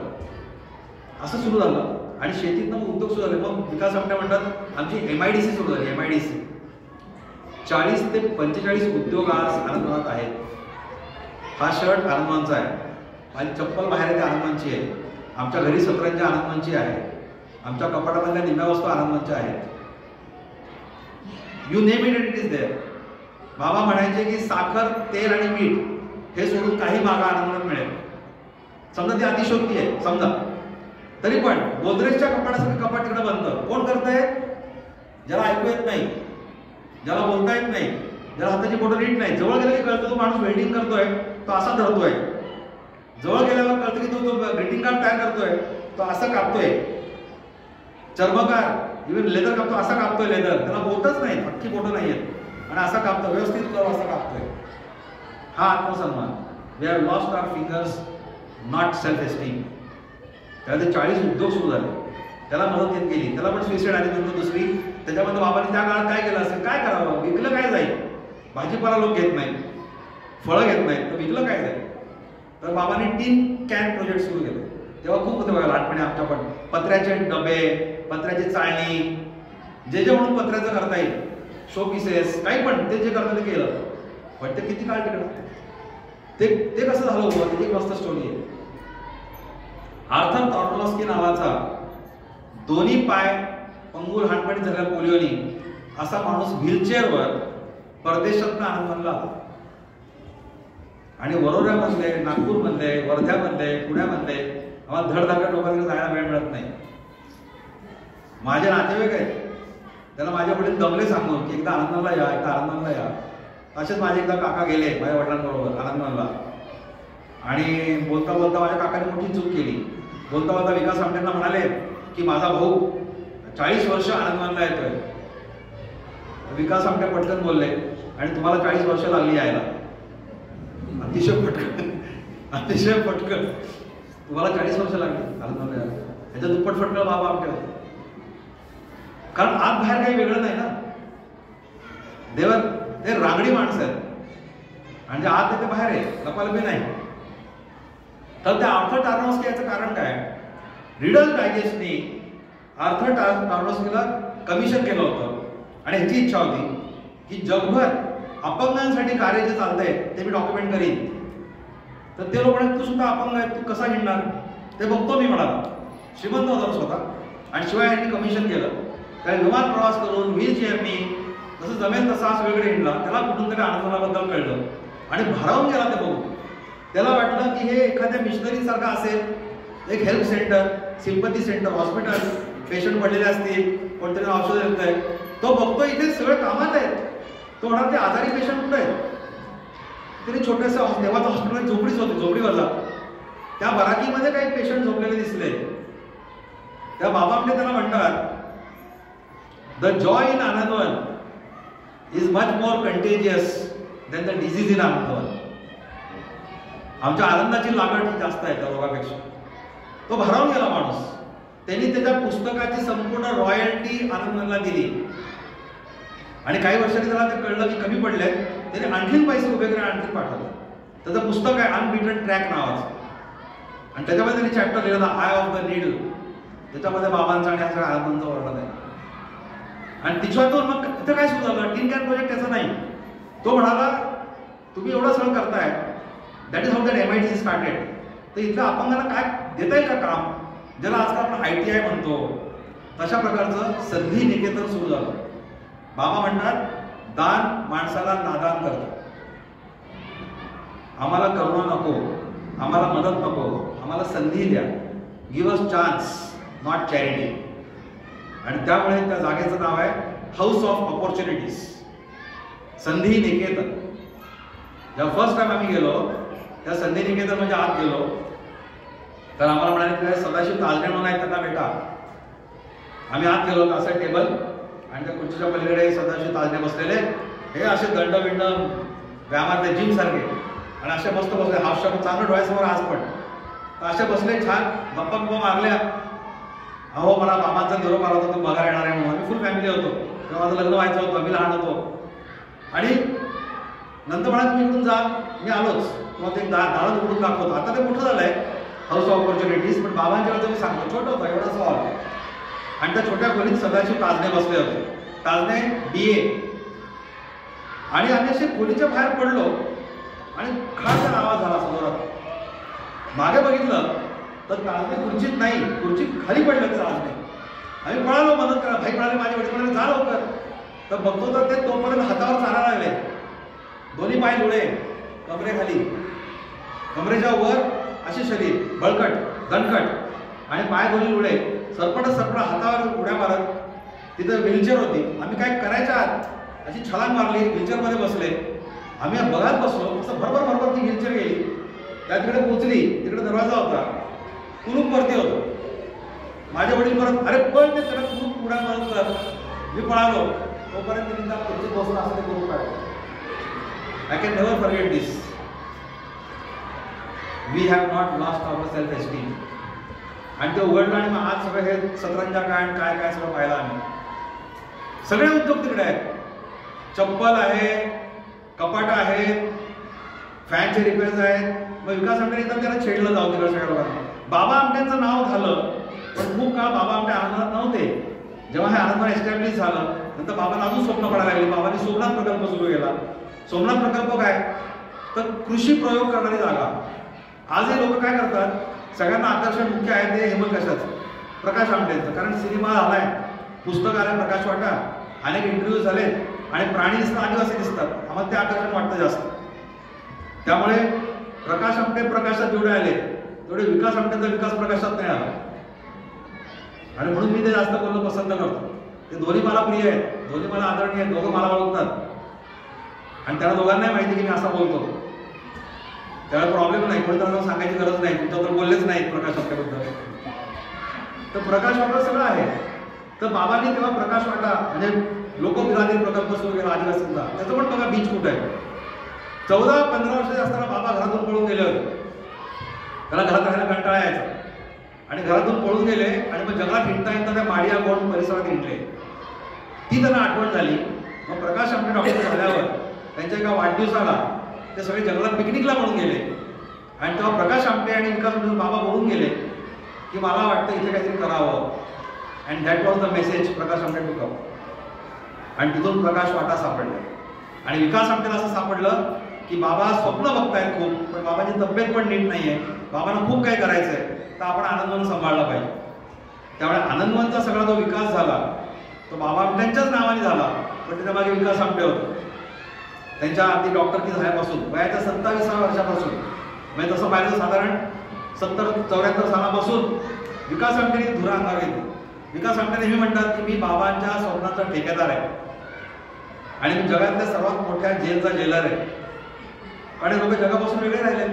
त्या जेलचा मी जेलर आहे, कौतुक काय. तुम्ही तुमच्या घरी घेऊन जाता काय तुमच्या मामाला, तुमच्या सुनेला, तुमच्या मुलाला? नाही घेऊन जा. म्हणजे जेल आहे. समाजामध्ये वेगळा समाज निर्माण केलाय, असं रक्ताभिसरण झालेलं नाहीये. आणि त्यामुळे विकास आमटे आनंदला चिपटून राहिले आणि बाबांचे सर्व स्वप्न त्यांचा मागोवा घेत राहिले. प्रकाशाची वाट तर फार वेगळी होती. प्रकाश आमटे पण तो एक विषय वेगळा आहे, 2 तास बोलण्यासारखा आहे की लोकबिरादरी प्रकल्पामध्ये काय म्हणजे जे माडिया कोण कपडे घालत नव्हते, जे प्रकाश आमटेला बघून धावून पळून जात होते, ज्यांना मीठ म्हणजे काय माहीत नव्हतं, जे कच्चं असं प्राणी मारून कच्चा खाऊ शकायचे, त्या लोकांपासून आज त्यांच्या सुनेनी जी आपल्या नानाप्रबोधिनीमध्ये पण युवती विभागात यायची समीक्षा, जी सेंट असतानाची बाय प्रोडक्ट आहे, ती समीक्षा, तो अनिकेत, ते दिगंत आमटे प्रकाशचा मुलगा आणि इकडची गोव्याची सून, हे सगळे मिळून तिने आज तिकडे इंग्लिश मिडियम शाळा सुरू केली आदिवासी विभागात. आमच्या आश्रमशाळा ओस पडल्यात. आमच्या आश्रमशाळेमध्ये मुलं नाहीत, तिकडे भ्रष्टाचार चालू आहे. आणि बाबा आमट्यांची प्रकाश आमटेची आश्रमशाळा जाऊन पहा, तिथली मुलं आज ऑलिम्पिकमध्ये म्हणजे जे पॅरा ऑलिम्पिक्स असतात तिथे आणि आपल्या इंडियन मिनी ऑलिम्पिक्स जे असतात शाळेतल्या मुलांच्या, त्याच्यामध्ये धावतायत, पळतायत, भालाफेक करतायत, मल्लखांब करतायत. तर तो एक वेगळा विषय. आणि विकास आमटे म्हणतात की बाबा आणि ताईंचा प्रवास कसा होता माहिती का, अंधारातून प्रकाशाकडे कधीच नव्हता, प्रकाशातून अंधाराकडे. आणि मग तिथे चाच पडणाऱ्या लोकांना प्रकाश दाखवायचा, असा प्रवास माझ्या आईबापांनी केला म्हणाले. आणि बाबा आमटे एका जन्मात अनेक जन्म जगलेत, शक्यच नाही. आपण ते वाचलं ना, तुम्ही बोलतो तर मला थोडक्यात बोलायचंय म्हणून आवडतं गेलं. तर सोमनाथ प्रकल्प केला त्यांनी, लोकबिरादरी प्रकल्प केला. तिकडे शांत बसायचं नाही, तोपर्यंत आपलं पंजाब पेटला, शिखांचं सगळं सुरू झालं. लोक म्हणाले बाबा आमट्यांना काय घेणं आहे, त्यांनी पुस्तकं पाहावे, पण बाबा आमटे तर हवलं नाही. कारण ते म्हटलं ना मेकॅनिक आहे मी, वंगण पाहिजे तिथं जाणार. त्यामुळे सुटले बाहेर बाबा, तिथे गेले. ऑपरेशन ब्लू स्टार रिबेरांनी घेतलं होतं, तिथे बाबा गेले, पंजाबमध्ये बोलले. दुर्दैवाने फार डॉक्युमेंटेशन नाही आहे, पण जे तिथे जवळपास त्यांनी काही नोट्स काढल्या आहेत, काही तेव्हाचे व्हिडिओ क्लिप्स काढल्या आहेत, त्याच्या धुसर दिसतात. पंजाबमध्ये जाऊन त्या शिखांना भेटणं काय हिंमत पाहिजे. आणि बाबा तिकडे बोलले, हिंदीमध्ये बोलले, गुरु नानक बोलले, सगळं बोलले. Peace for peace mission. असं म्हणून ते मिशन काढलं. तरुणांना पेटवलं बाबांनी. Bharat Jodo Yatra, length and breadth of India, एकदा अशी निघाली आणि अशी निघाली. आणि ते पण साने गुरुजींचं प्रेम असल्यामुळे बरोबर साने गुरुजींच्या जयंतीला अमुक ठिकाणी पोहोचणं, अमुक ठिकाणी निघणं, असं सगळं केलं. जोडो भारत यही हमारा नारा है, हे करत करत गेले. संपूर्ण भारत पेटवला. आपल्या भागातून पण गेले. आपलं भाग्य त्या काळात इथून गेले असे देवरोड. हो, आपण इथून या मार्गाने गेले, त्यांचं आपण स्वागत केलं. अगदी दापोडीपासून इथपर्यंत स्वागत केलं. फिरोदिया ग्रुप होता, आपण सगळे होतो, प्रबोधनीचे होतो, ढोल पथक होतं. त्या भाईंनी पण माझ्या वडिलांनी खूप कष्ट घेतले होते. तेव्हा आमच्याकडे स्कूटर पण नव्हती. सायकलवर हिंडत दापोडीपासूनच्या शाळा हलवल्या होत्या. ते आपलं स्वागत करायला प्रत्येक आपापल्या परीने केलं. बाबांनी तर डिफेन्स वगैरे पण स्वागत केलं, तिथं पण भाषण केलं. ते बाबांच्या भाषणात एक वाक्य असायचं, त्या बाजीरावाचे एक मस्तानी होते असं म्हणतात. त्या मस्तानीने विडा खाल्ला तर तो विडा उतरताना त्या त्वचेतनं तो तांबूस रंग दिसायचा. तिच्या सौंदर्याचं वर्णन असं होतं. तो म्हणे, तसं माझ्या बोलण्यातला तुम्हाला तो रंग दिसतो की नाही मला माहित नाही, पण माझी वेदना तुमच्यापर्यंत पोहोचवायची माझी इच्छा आहे. आणि तरुणांच्या कॅम्पमध्ये बाबा म्हणायचे की मला लेप्रेसीची अजिबात भीती वाटत नाही. आता leprosy can be क्युअर्ड. I am worried about mental leprosy. काय म्हणाले की लेप्रेसीची लक्षणं काय की पहिल्यांदा कुठेतरी शरीरावरती चट्टा येतो. मग लक्षात येतं की चट्ट्याला संवेदनाच नाहीये, चटका पण कळत नाही, टोचलेलंही कळत नाही. आणि मग हळूहळू ते गळून पण पडू शकतो, ते फफवू शकतो. तर म्हणे तुम्ही तरुण जे आहात, तुमचं असंच झालं ना. गुजरातमध्ये दंगल झाली तुम्हाला काही वाटत नाही, काश्मीरमध्ये बलात्कार झाले तुम्हाला काही वाटत नाही, तुमच्या शेजारी बलात्कार झाले तरी तुम्हाला काही वाटत नाही. तर तुमच्या मनाच्या संवेदना संपल्यात म्हणजे तुम्हाला मानसिक महारोगच झाला, मेंटल लेप्रेसी. आणि म्हणाले तर politicians are using you like an Alsatian dog. कुत्र्यासाठी तुम्हाला वापरतात, तुम्हाला कळत कसं नाही. आणि म्हणून नुसतं बोलून थांबले बाबा. सोमनाथ जेव्हा सुरू झालं त्या बाबांनी एक उपक्रम सुरू केला. आज तागायत चालू आहे, 40च्या वर वर्ष झाली. त्याला म्हणतात श्रमसंस्कार शिबिर. बाबा त्याला श्रमदान शब्द वापरत नाही, श्रमसंस्कार म्हणतात. करणारा पण संस्कार करून घेतोय आणि बघणारा पण संस्कार करून घेतोय. आणि संस्कार कशाचा आहे तर श्रमाचा आहे. The dignity of labour. एक दिवस शेतकऱ्यांनी जाऊन पेरणी करणं ते आजकाल फॅड झालं आमच्या कॉलेजेसमध्ये पण. पावसाळ्यात जायचं, पिकनिक कम पेरणी, ठीक आहे तेवढं तरी करतो आपण. तो शेतकरी कसा पेरतो हे तरी कळतंय इथं टीव्हीवर बघण्यापेक्षा युट्यूबवर. पण त्याच्या पुढचं पाऊल बाबांचं की 10 दिवस 15 मे ते 22 मे तारखा ठरलेल्या भारतभरचं शिबिर. 1,500 तरुण मुलं यायची, अजूनही येतात. आणि सोमनाथला आज शिबिर करतो. त्या शिबिरातनं अनिल अवचट मिळाले, त्या शिबिरातून डॉक्टर आनंद नाडकर्णी मिळाले, त्या शिबिरातून नाना पाटेकर घडले, त्या शिबिरातनं स्मिता पाटील घडली, त्या शिबिरातनं कुमार सप्तर्षी घडले, त्या शिबिरातनं यदुनाथ थत्ते घडले, त्या शिबिरातून डॉक्टर कोल्हे घडले, त्या शिबिरातून डॉक्टर गिरीश कुलकर्णी घडले. ती शिबिर आहे. स्मिता पाटील आयुष्य देणार ती बाबांसाठी. बाबा आमच्यानी सांगितलं तुझी गरज नाटक सिनेमाला आहे, तुझ्याकडे ती टॅलेंट आहे, तू तिकडे जा. आता स्मिता पाटील भाऊ घेणार होता. ह्याला म्हणतात कार्यकर्ता, ह्याला म्हणतात एक द्रष्टा. आणि त्या श्रमसंस्कार शिबिरातनं आम्ही पण त्यात भाग घेतला. खूप मजा यायची. बांध बांधायचे, मातीतली रताळी काढून खायची, नुसते झटकायची खायची. आणि बांधमध्ये बांध असायचे, कधी तलाव असायचे. आज आनंदवनामध्ये 12 तलाव आहेत, सोमनाथमध्ये 27 तलाव आहेत. आनंदवनामध्ये पाण्याची टंचाई नाहीये, पण त्याची भूरचना अशी आहे की सगळीकडून उतार आहे, पाणी जायचं निघून. मग जेव्हा बाबा आमटे सगळे बाकीचे उद्योग करत होते त्या विकास आमटेने जलसंधारणाचे प्रयोग केले आनंदवनात. खुद्द आनंदवनच्या लोकांनी पण त्यांना वेड्यात काढलं आणि तिथे त्यांनी मग तलाव खोदून काढले आधी. मग लक्षात आलं वेडे पण आहे, असं जमणार नाही. आणि मग काही लोकांना विचारलं मग काय बोर मशीन आणले, काय काय केलं. वसंत साठे आपले मंत्री त्यांनी पण मदत केली. आणि सगळ्यात गौरव म्हणजे बाबा आमटे विकास आमटेंनी टाटांचे एक ऋषी लाला म्हणून होते PA, त्यांना काढलं आणि त्यांच्याकडे एक्सकेवेटर आणला आणि त्या एक्सकेवेटरमधून तलाव तयार केले. आज आनंदवनला 12 महिने 24 तास पाणी आहे, पाण्याची टंचाई नाही. स्लोपचा उपयोग करून सोमनाथला बांध बांधले. टायरचे बंधारे आहेत, सगळीकडचे वेस्ट टायर बाबांनी विकासने जमा केले, ते उभं केलं. म्हणजे पाण्याबद्दलचे प्रयोग आहेत, शेतीमधले प्रयोग आहेत. सेंद्रिय शेती कोण करताय, जो शेतकरी नाही तो. मग ते नारायण हक्के असतील, शंकरदादा जोडेने सोमनाथ उभं केलं. लोकबिरादरी प्रकल्पामध्ये प्रकाश आंबेडकरची टीम, गोपाळ फडणवीस, रेणुकाताई, विलास मनोहर हे सगळे तिकडे. आणि हे करत असताना बाबा इकडे नाही थांबले. बाबा थकले म्हणजे 70च्या पुढे गेले. आता म्हणजे 2003 साली वगैरे बाबा बेचैन आणि बाबा विकास आंबेडकर एकदा बोलून म्हणाले की तू जातोस का मी जाऊ? कुठे? शेतकरी आत्महत्या, यवतमाळ. त्याच्या आधी बाठीचा कड्याला पट्टा असताना, मानेला पट्टा असताना नर्मदा बचाव आंदोलन, तेव्हा पण लोकांनी बाबांना वेड्यात काढलं. माझे पण चांगले शिक्षक आहेत जे खूप तज्ज्ञ आहेत, पर्यावरणवादी आहेत. ते मला म्हणाले तुझ्या, आणि ते असे बोलले एकदम एकेरी, तुझ्या बाबा आमच्याला अक्कल आहे का? त्याला म्हणावं तू फक्त लेप्रेसीचं काम कर, ते तुला काय कळतं का नर्मदा बचाव कर?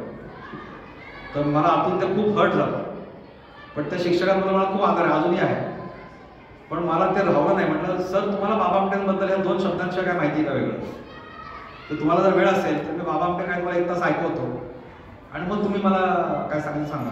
अरे तुला त्यांच्याबद्दल खूप काय म्हणाले, खूप अफेक्शन आहे म्हणून तू असं बोलतोस. बाबा आमटेंनी नर्मदा बचाव आंदोलन सुरू करण्यापूर्वी राष्ट्रीय परिषद बोलवली आनंदमध्ये, ज्याच्यामध्ये government officers, policy makers, engineers, पर्यावरणवादी अशा सगळ्या लोकांना बोलवलं. आणि जसं तुम्ही इकडे आपण प्रबोधीमध्ये विचारमंथन करतो ना, तसं विचारमंथन शिबिर होत होते. त्याच्यानंतर बाबा बाहेर पडले आणि बाबा वॉज नॉट अगेन्स्ट डॅम्स. तो चुकीचा प्रचार आजतागायत चालू आहे. बाबा नर्मदेमध्ये धरण करण्याबद्दल विरोध नव्हतेच करत. त्यांचं म्हणणं असं होतं की एक मोठं धरण करण्यापेक्षा मेक स्मॉल डॅम्स. आणि हे म्हणू शकले कारण त्यांनी असं सोमनाथला करून दाखवलंय, लोकबिरादरीला करून दाखवलंय, म्हणून ते बोलत होते. आणि आज शेवटी आपण युटर्न घेऊन तेच बोलतोय वेगळ्या प्रकारे. ते सरदार सरोवर चुकावर मला म्हणायचं नाही मध्ये, पण ते आंदोलन होतं. आणि तिथे वेदाताई करत होत्या तेव्हा बाबा तिकडे गेल्यामध्ये एकदम बातमीत आलं अटलजींनी, कारण बाबा म्हणाले मी जलसमाधी घेईन, माझ्यावर नर्मदा जाऊ दे. तर अनेक वर्ष बाबा नर्मदेत होते, नर्मदे काठी होते कासारावरला. तिथे असताना आनंद कोणी सांभाळलं? या दुसऱ्या पिढीने सांभाळलं, विकास आंदोलनाच्या कार्यकर्त्यांनी सांभाळलं. रमेश ठाकूर ग्रीटिंग कार्ड करून बघतायत. सुधाकर कडू स्वतः एक कुष्ठरोगी बरा झालेला, तो बरा होऊन आला, आधी दत्तपूरला होता, मग इथे आनंदला आला आणि काही महिन्यात औषध घेऊन बरा झाला. तर विकास आंबेडकर उद्यापासून तुझी औषधं बंद, त्याला विश्वास वाटेल ना. तो सुधाकर गुरुजी नंतर शाळेचा मुख्याध्यापक झाला. आज महाबोधी सेवा समितीचे ट्रस्टी आहेत. म्हणजे मी आरेतुरे म्हणतो सुधाकर कडू गुरुजी, पण ते मोठे आहेत. बाबाच्या काळातले सुधाकर कडू गुरुजी आता ट्रस्टी आहेत. या हॉस्पिटलचं काम कोण करणार? बाबा डॉक्टर नाही. विकास आमटे शिकले, विकास आमटे करायला लागले. विकास आमटेचे आते भाऊ, बाबांच्या सख्या बहिणीचे चिरंजीव डॉक्टर विजय पोळ, त्यांनी दवाखाना सांभाळला. मग विकास आमटे अजून काय करू शकले? बगीचा फुलव, इंजिनिअरिंगची कामं कर, ते एक्सकॅव्हेशन कर, म्हणजे डॉक्टर की सांभाळून अजून बाकी सगळ्या गोष्टी करत होतो. सुधारित विवाह एका डॉक्टरशी झाला, भारती आमटे बालरोग तज्ञ, विकास आमटे नेत्रतज्ञ. आणि त्यांनी पण अजून प्रकार सुरू केला. मग विजय पोळने दवाखाना सांभाळला अनेक वर्ष, अजूनही सांभाळतात विजय पोळ. त्यांच्या जोरावर झाला. आत्ता पुण्याच्या काही लोक गेले डॉक्टर्स, इतकी वर्ष डॉक्टर बाहेरचे मिळत नव्हते. भारती आमटेने मग काय केलं? कृत्रिम अवयव केंद्र सुरू केलं. कृत्रिम अवयव केंद्र आहे. त्यामुळे आता विकास आमटे म्हणतात की we have come to the opposite side of the diameter. म्हणजे एक काळ असा होता की आनंदवनातले किंवा रस्त्यावरचे बाहेरचे समाजातले कुष्ठरोगी रस्त्यावर बसण्याची भीक मागत होते. आज आम्ही पुणे, मुंबई, नाशिक, गोवा, नागपूर इथे तुमच्याकडे येतोय. 100 कलाकारांचा ऑर्केस्ट्रा आणतोय. त्या ऑर्केस्ट्राचं नाव स्वरानंदवन. अशोक हंडेसारख्या माणसाने त्यांना गाईड करून तो ऑर्केस्ट्रा बसून घेतला. काय नाहीये त्या ऑर्केस्ट्रात? थोडंसं विषयांतर मला सांगावंसं वाटतं. आम्ही जेव्हा पहिल्यांदा तो ऑर्केस्ट्रा पाहिला, 2 मुली नाचल्या, ज्योती आणि माला. आणि तेव्हा ते ऐश्वर्या रायचं गाणं फेमस होतं, डोला रे डोला रे डोला. तर ते गाणं नाचल्या दोघी, टाळ्यांचा कडकडाट झाला. आणि नंतर अनाउन्समेंट झाली. अनाउन्समेंट करणारा कोण? असा रांगत येणारा, पाय असे दुपडलेले, तो अनाउन्समेंट करतो विजय नावाचा मुलगा. आणि तो म्हणाला आता तुम्ही टाळ्या वाजवल्यात, पण या दोन्ही मुली अंध आहेत, त्यांना 4 पावलं दिसत नाही. माझा तुम्हाला प्रश्न आहे की तुम्ही डान्स बसवला कसा असेल? त्यांनी केला तर केलाच, पण ज्यांनी बसवला तो तिकडचा एक कवी आहे दीपक शिव, माझा चांगला मित्र आहे तो, त्यांनी बसवलं. त्यांनी मुखबधिरांचा कोर्स केला, अतिशय उत्तम लिहितो, त्याचा कविता संग्रह प्रसिद्ध आहे. त्यांनी तो डान्स बसवला. त्याचं काही शिक्षण नाही झालेलं, तो काही सरोज खानकडे शिकला नाही, त्यांनी ते बसवलं. त्याच्यानंतर एक आयटम झाला, आय लव्ह माय इंडियावरती गाणं झालंय. एकदम संपूर्ण स्टेज भरून कलाकार, मग एकदम राष्ट्रीय तो आपला ध्वज आला देशाचा, सगळं झालं, तिरंगा आला आणि टाळ्यांचा कडकडाट. पुन्हा तो अनाउन्सर आला आणि मला तुम्हाला सगळ्यांना विनंती आहे की तुम्ही हात वर करून टाळ्या वाजवा, कारण हे सगळे मुलं आहेत ते कर्णबधिर आहेत. तुम्ही टाळ्या वाजवायला कळल्याच नाही. विकास आमटे म्हणतात आज तुम्ही तिकीट काढून आमचा शो बघताय, तुम्ही नाणासा फेकायचा आमच्याकडे, आज तुम्ही तिकीट लावून, म्हणजे आम्ही माझाच्या दुसऱ्या टोकाला आलो म्हणायला. There we have come. आत्मसन्मानाने वेगळा काय पाहिजे. आणि त्यांना लोकांनी वेळात काढलं की काय तुमच्या आता भावाने उद्योग सुरू केले, हे काय. माझा विकास आमटे दिस इज ऑल्सो म्युझिक थेरपी. आज त्याच्यावर त्याला आनंद मिळतोय, इतक्या लोकांचं कौतुक मिळतंय. तर स्वरानंदनपर्यंत आपण पोहोचलोय. म्हणजे ना आनंदवानाला लोक तुम्ही गेले नाही आनंदवानला असं विचारतात. ह्या स्टेजला आपण पोहोचलोय. ते कशामुळे झालं की बाबांनी मध्ये मित्र मेळावे सुरू केले. त्या मित्र मेळाव्याला तुकडोजी महाराज, गोनी दांडेकर, कुमार गंधर्व, पु ल देशपांडे, कुसुमाग्रज अशी मोठी मोठी माणसं जायची. पहिल्यांदा जेव्हा लग्न लागलं आनंदवनात अपंग लोकांना आणि कुष्ठरोग्यांचं, तेव्हा मंगलाष्टक तुकडोजी महाराजांनी म्हटली. पुढच्या लग्नाला कुमार गंधर्व आणि पुलंनी म्हटली. आणि पुलं आणि कुमार झाडाखाली बसले असायचे, पुढे जाऊन त्यांना भेटावं, गप्पा माराव्या. असं होत ते आनंदवन लोकांना कळलं होतं. आणि विकास आमटेने पुढच्या टप्प्यावर आणून सोडलं. आज त्याचा पुढचा टप्पा असा आहे की वस्ती झाली, हॉस्पिटल झालं, कृषी उद्योग झाले, सगळं झालं. लोकबिरादरी प्रकल्प झाला आदिवासींसाठी, आज इंग्लिश मिडियम शाळा झाली. मग आज जे एकीकडे आनंदवन म्हणत होतं की आम्ही चॅरिटी नको, मग ते तुम्ही देणग्या का घेता, तरी पण पैसे का मागता. कारण काय गोष्ट कॉर्पस लागतं ना. बाबा आमटेंच्या वेळी बांधलेली घरं, विकास आमटेंच्या वेळी बांधलेली घरं आज 70 वर्षाची झाली आहेत. ह्या आता मागच्या वर्षी ऑगस्टमध्ये 74 वर्ष पूर्ण झाली. आणि आता मी तुमच्यासोबत बोलतोय हे 75वं वर्ष आनंदाचं, अमृत महोत्सवी वर्ष. आणि त्यावेळी नवीन पिढी असा विचार करते की आम्हाला एक 10 कलमी कार्यक्रमाच्या डोळ्यासमोर आहे. मी मध्येच ते बोलतो, कारण भावनेच्या भरात मी जास्त काही बोलत गेलो तर प्रत्यक्ष उद्याबद्दल काही बोलत जाणार नाही, म्हणून ते मुद्दे आधी बोलतो आणि अजून थोडा वेळ राहिला तर आणखी काहीतरी थोडंसं बोलतो. 10 मुद्दे आजच्या पिढीने काढलेत विकास आमटेंच्या मार्गदर्शनाखाली. पहिला मुद्दा असा आहे, त्यांचा मुद्दा असा आहे की आनंदवन स्वतःपुरतीच, हा स्वरानंदवन जेव्हा सुरू झालं तेव्हा पहिल्यांदा त्या ऑर्केस्ट्रातले पैसे जे जमायचे प्रॉफिट ते आनंदवनाकरता वापरलं जायचं. 2 वर्षानंतर स्वरानंदवन ऑर्केस्ट्रा इतर समाजसेवी संस्थांसाठी करायला लागले, चॅरिटी शो म्हणून. त्यांनी इमॅजिन. आज आमच्याकडे पण तुम्ही नावं घेत नाही, कारण कधी कधी मोठ्या लोकांची नावं घेतलं की आपली एकदम इमेज खराब होतं. पण मी चिन्मय मिशनच्या प्लॅटफॉर्मवर काम करताना अगदी जवळ ज्या कलाकारांबद्दल मला खूप नितांत आदर होता त्या एका प्रसंगाने ते बिघडलं. आम्ही जाऊन त्यांना भेटलो आणि म्हटलं चॅरिटी शो असं असं करायचं आहे, चिन्मय मिशनचा असं एक गोरगरिबांसाठी आश्रम आहे, त्याच्यासाठी पैसे पाहिजेत. तर एक मोठे कलाकार म्हणाले माझं काही मानधन नाही, मी काहीच घेणार नाही, 1 तासाचा कार्यक्रम घेईल मी, पण माझे साथसंगतीसाठी पैसे लागतील. आणि ते 1980 साली 3.5 लाख रुपये सांगितले. तबलजीला आणि पेटीवाल्याला आणि सारथीवाल्याला म्हणतो मला काय नाही. ह्याला चॅरिटी शो म्हणायचं. म्हणजे तुम्ही सगळे कार्यकर्ते आहात, आपण घाम गाळून ते पैसे उभे करायचे आणि 3.5 लाख घेणार यायचे. मग त्यापेक्षा डायरेक्ट 3.5 लाख जमून आपण तुमचा कार्यक्रम कशाला घ्यायला पाहिजे. तर स्वरानंदवनला ही अडचण माहीत असल्यामुळे आज स्वरानंदवननी महाराष्ट्रातल्या कमीत कमी 12 ते 14 संस्थांना या कार्यक्रमाला पैसे उभे करून दिले. आणि आता स्वरानंदवन जसं आहे तसं कौस्तुभ आमटे, पल्लवी आमटे आनंदवन समाजभान अभियान असं राबवत आहे की आपण ज्या कष्टातनं वर गेलो, आपल्याला जी बाबा आमटेंची पुण्याई मिळाली, विकास आमटेंची मिळाली, ती सगळ्यांना मिळेल अशी नाही. तर त्यांना आपण हात धरून देऊ शकतो का, त्यांना आपण त्या खड्ड्यातनं वर आणू शकतो का.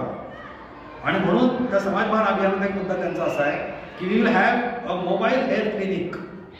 बाबा आमटे सायकलवर गेले, पण आज आपण एक मोबाईल हेल्थ क्लिनिक करू शकू का, वरोऱ्याच्या आसपासला खेड्यात हिंडू शकू का, महाराष्ट्रावर हिंडू शकू का आनंदांच्या मार्फत. तर तो एक त्यांचा प्रयोग आहे.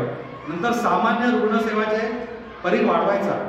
बाबा आपटेंचं काम जेव्हा सुरू झालं तर डॉक्टर तात्याराव लहाने तिकडे जायला लागले. त्यांनी तिकडे मोफत मोतीबिंदू शिबिरं घेतली. नंतर अश्विन पावडे म्हणून डॉक्टर आहेत परदेशातले आणि त्यांची बायको विवियन ते प्लॅस्टिक सर्जरीचे कॅम्प घ्यायला लागले फ्री. आणि फक्त आनंदांसाठी नाही, वरोरा आणि आसपासची सगळी गावं आहेत. 4,500 लोक तात्या राहण्याच्या कॅम्पला येतात. मोतीबिंदूच्या ऑपरेशनला 10 दिवस शिबिर चालतं. म्हणजे बाबा आपल्या म्हणायचे तर लहानबाबाची जत्रा आहे, लहानबाबाची जत्रा आहे असं म्हणायचे. तर ते त्यांना अजूनही वाढवायचं आहे. नंतर ग्रामीण भागात जी आर्थिकदृष्ट्या मागास मुलं आहेत त्यांच्यासाठी निवासी शाळा करायची आहे. कुष्ठरुग्ण दिव्यांग हे आहेत त्यांचे आत्ता जे निवास आहे जे 40 वर्ष जुनी आहेत ते पडायला लागले. बाबांचं पण घर पडलं. खूप लोकांनी टीका केली असं कसं असं वाढले लागले आतून लाकडी बांधकाम होतं. तर ते सगळं नवीन बांधायचं आहे. तर ते इन्व्हेस्टमेंट कुठे आहे? आपल्या 1000 रुपयाच्या डोनेशनने 500 रुपयाने होणार नाही. ते कॉर्पस फंड उभा करायचं. त्यांचं असं एक ॲम्बिशन आहे की ह्या वर्षी हे संपूर्ण वर्ष एक 75 कोटी, मोठा आकडा आहे पण 75 कोटी जमवायचे आणि त्यातून एक कॉर्पस उभा करायचं. त्याच्या व्याजातनं आनंदाचं भवितव्य अजून पुढे जाईल. पुढचं आहे सेंद्रिय शेतीचं क्षेत्र वाढवायचं.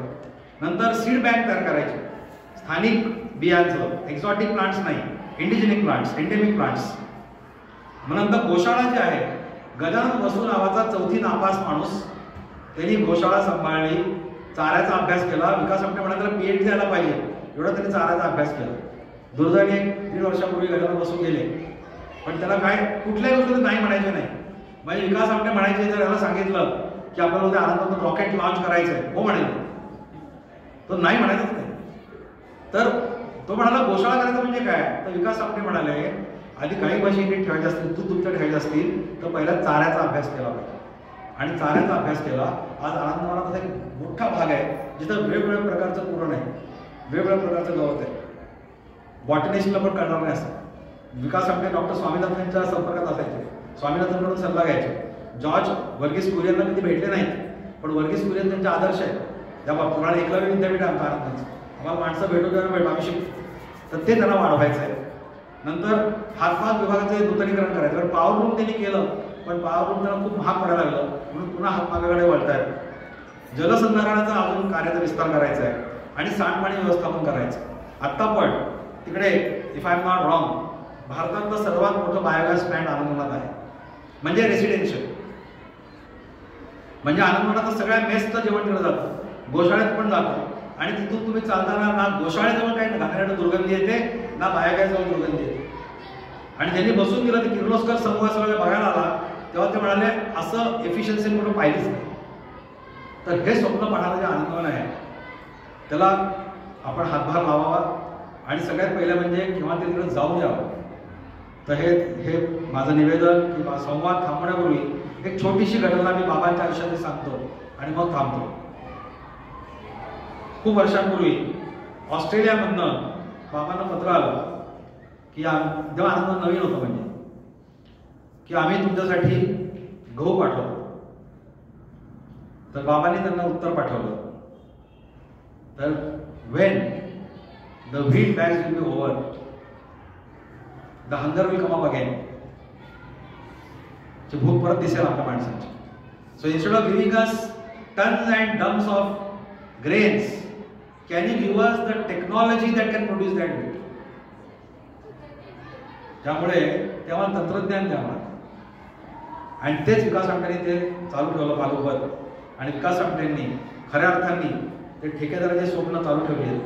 बाबा जेव्हा ते यवतमाळच्या जरी जांभळीचा विचार करत होते तेव्हा आमच्या आयुष्यात घडलेले एक प्रसंग सांगतो आणि तिथे थांबतो. ते अजून आनंदात झालेलं नाही, त्यांच्या काही मर्यादा असतील. पण बाबा एक दिवशी एकदा शिबिराला खूप बेचैन होते आणि एकदा आम्ही घरचे होतो तेव्हा पण आमच्यासमोर असे इर्जारा घालत होते आणि म्हणाले की आपल्या आनंदवनामध्ये सगळे आहेत, अंध, अपंग, बधीर, मूक सगळे आणि काय पोलिओग्रस्त सगळे आहेत. पण मी तृतीयपंथी लोकांचा विचारच केला नाही. त्या लोकांसाठी मी काहीच करू शकलो नाही. म्हणजे शेवटच्या क्षणापर्यंत काहीतरी स्वप्न बघत होते आणि शेवटच्या क्षणापर्यंत आपलं आयुष्य अपुरं की काय असं म्हणत होते. आणि अगदी गादीवर म्हणजे ज्या माणसाला 40व्या वर्षानंतर खुर्चीत बसता आलं नाही. बाबांना मी खुर्चीत बसलं कधी पाहिलंच नाही. बाबा एकतर उभे राहायचे नाही तर झोपायचे. कारण त्याचं शेवटचं जे हाड आहे ते रिप्लेस करून त्यांना एक जनावराचं हाड बसवलेलं होतं आणि मानेला पट्टा आणि कमरेला पट्टा. बाबा भाषण करताना अशोक करायचे, असा पायठून वगैरे बोलायचे, थोडा रेस्ट मिळावा. त्यांचं पहिलं भाषण असं जायचं आणि ते पाहिल्यामुळे माझे ते नजरेतून उतरले होते. भाषण संपल्यावर मग मला कळलं आपण काय चूक केली. तेव्हाच ते बाजीराव मस्तानीबद्दल त्या भाषणात बोलले होते. त्यामुळे शेवटपर्यंत सूर्योदय पाहणारा माणूस आणि दुसऱ्यांच्या आयुष्यात सूर्योदय घडवून आणणारा. त्या प्रश्न हा फक्त बाबा आमटेंच्या 3 पिढ्यांचा नाही आहे, तर अनेकांच्या डोळ्यात त्यांनी स्वप्न दिली आणि हातांना हात दिले, हातांना शक्ती दिली आणि हातांना काम दिली. निर्मितीक्षम हा, not for violence, hands for constructive work. त्यामुळे बाबा आमटे हे तरुणांचे होतेच आणि बाबा आमटे हे चिरंतन आहेत. बाबा आमटेंनी असं म्हटलं होतं एका ठिकाणी की मी मेल्यावर माझं शरीर जंगलात टाकून द्या, ते गिधाडांना खाऊ देत, निसर्गाचं निसर्गाला जाऊ देत. म्हणजे पंचमहाभूत एकापेक्षा चांगली कोणाला कळली असते आणि काही हिंमत असेल असं बोलायला आणि वागायला. आणि आनंदवनात कोणाचंही दहन केलं जात नाही, कोणत्या धर्माचे असो. आनंदवनात दफन केलं जातं आणि तिथे गुलाबाच्या बागा फुलवल्यात, खाणी भरून तिला अभयारण्य गेलं. तुम्ही जिथे हिंडताय तिथे तुम्हाला नंतर कळतं की आपण स्मशानात चालू. बाबा म्हणाले आनंदवनात पूर्ण माणूस गेलेलाच नाहीये, तो पहा त्या गुलाबाच्या रूपात हसतो आपल्याला. असे एक चिरंतन, एक चिरंजीव तत्व मानणारा माणूस ते म्हणजे बाबा आमटे. त्यांचं कार्य पण असंच आहे, ते चिरंजीव आहे, चिरंतन आहे. मला इतकी संधी दिल्याबद्दल सगळ्यांचे आभार.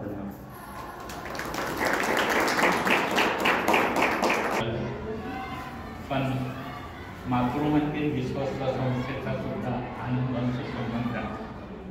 आम्ही दरवर्षी तिथे समूहगान स्पर्धेकरता जातो. तिथले जे इमारत मंत्री आहे संगीताच्या कथा, त्याचा जिना सुद्धा एक विशिष्ट पद्धतीचा आहे. म्हणजे ज्यांना हात नाही पाय नाही ते सुद्धा वेगाने त्या जिनावर जाऊ शकतात, असं सुंदर त्या ठिकाणी चालते. पुस्तकातून पु ल देशपांडेंचा आपण उल्लेख केला. पु ल देशपांडेंनी जी काही कमाई केली ती सगळी कमाई आनंदवनला त्यांनी दान म्हणून दिलेली आहे. तो एक उद्देश. आणि आपण जिथे असं सांगितलं का तिथे स्मशानभूमी नाही आहे, तिथे त्या ठिकाणी गुलाबाचं फुलं आहे, पण त्याशिवाय भाजीसुद्धा तिथं तयार केली जाते. आणि तिथली भाजी मी स्वतः म्हणजे चांगली आहे इतका तिथे इमारत. आणि विकास आमटे हे खरंच जलद आहे. विकास आमटे बरोबर आमचं दरवर्षी बोलणं होतं आणि पुढे काय आणि ज्ञान पद्धतीचा चांगला निर्णय आहे. श्रमशिबिर हा एक चांगला शब्द हा सगळ्यांपर्यंत हे 3 प्रसंग आणि भारत जोड होती आता. त्यावेळेस इथे आपल्या ज्ञान प्रबोधिनीच्या अनेक विद्यार्थी त्यांच्या प्रवासात इथे या ठिकाणी धन्यवाद.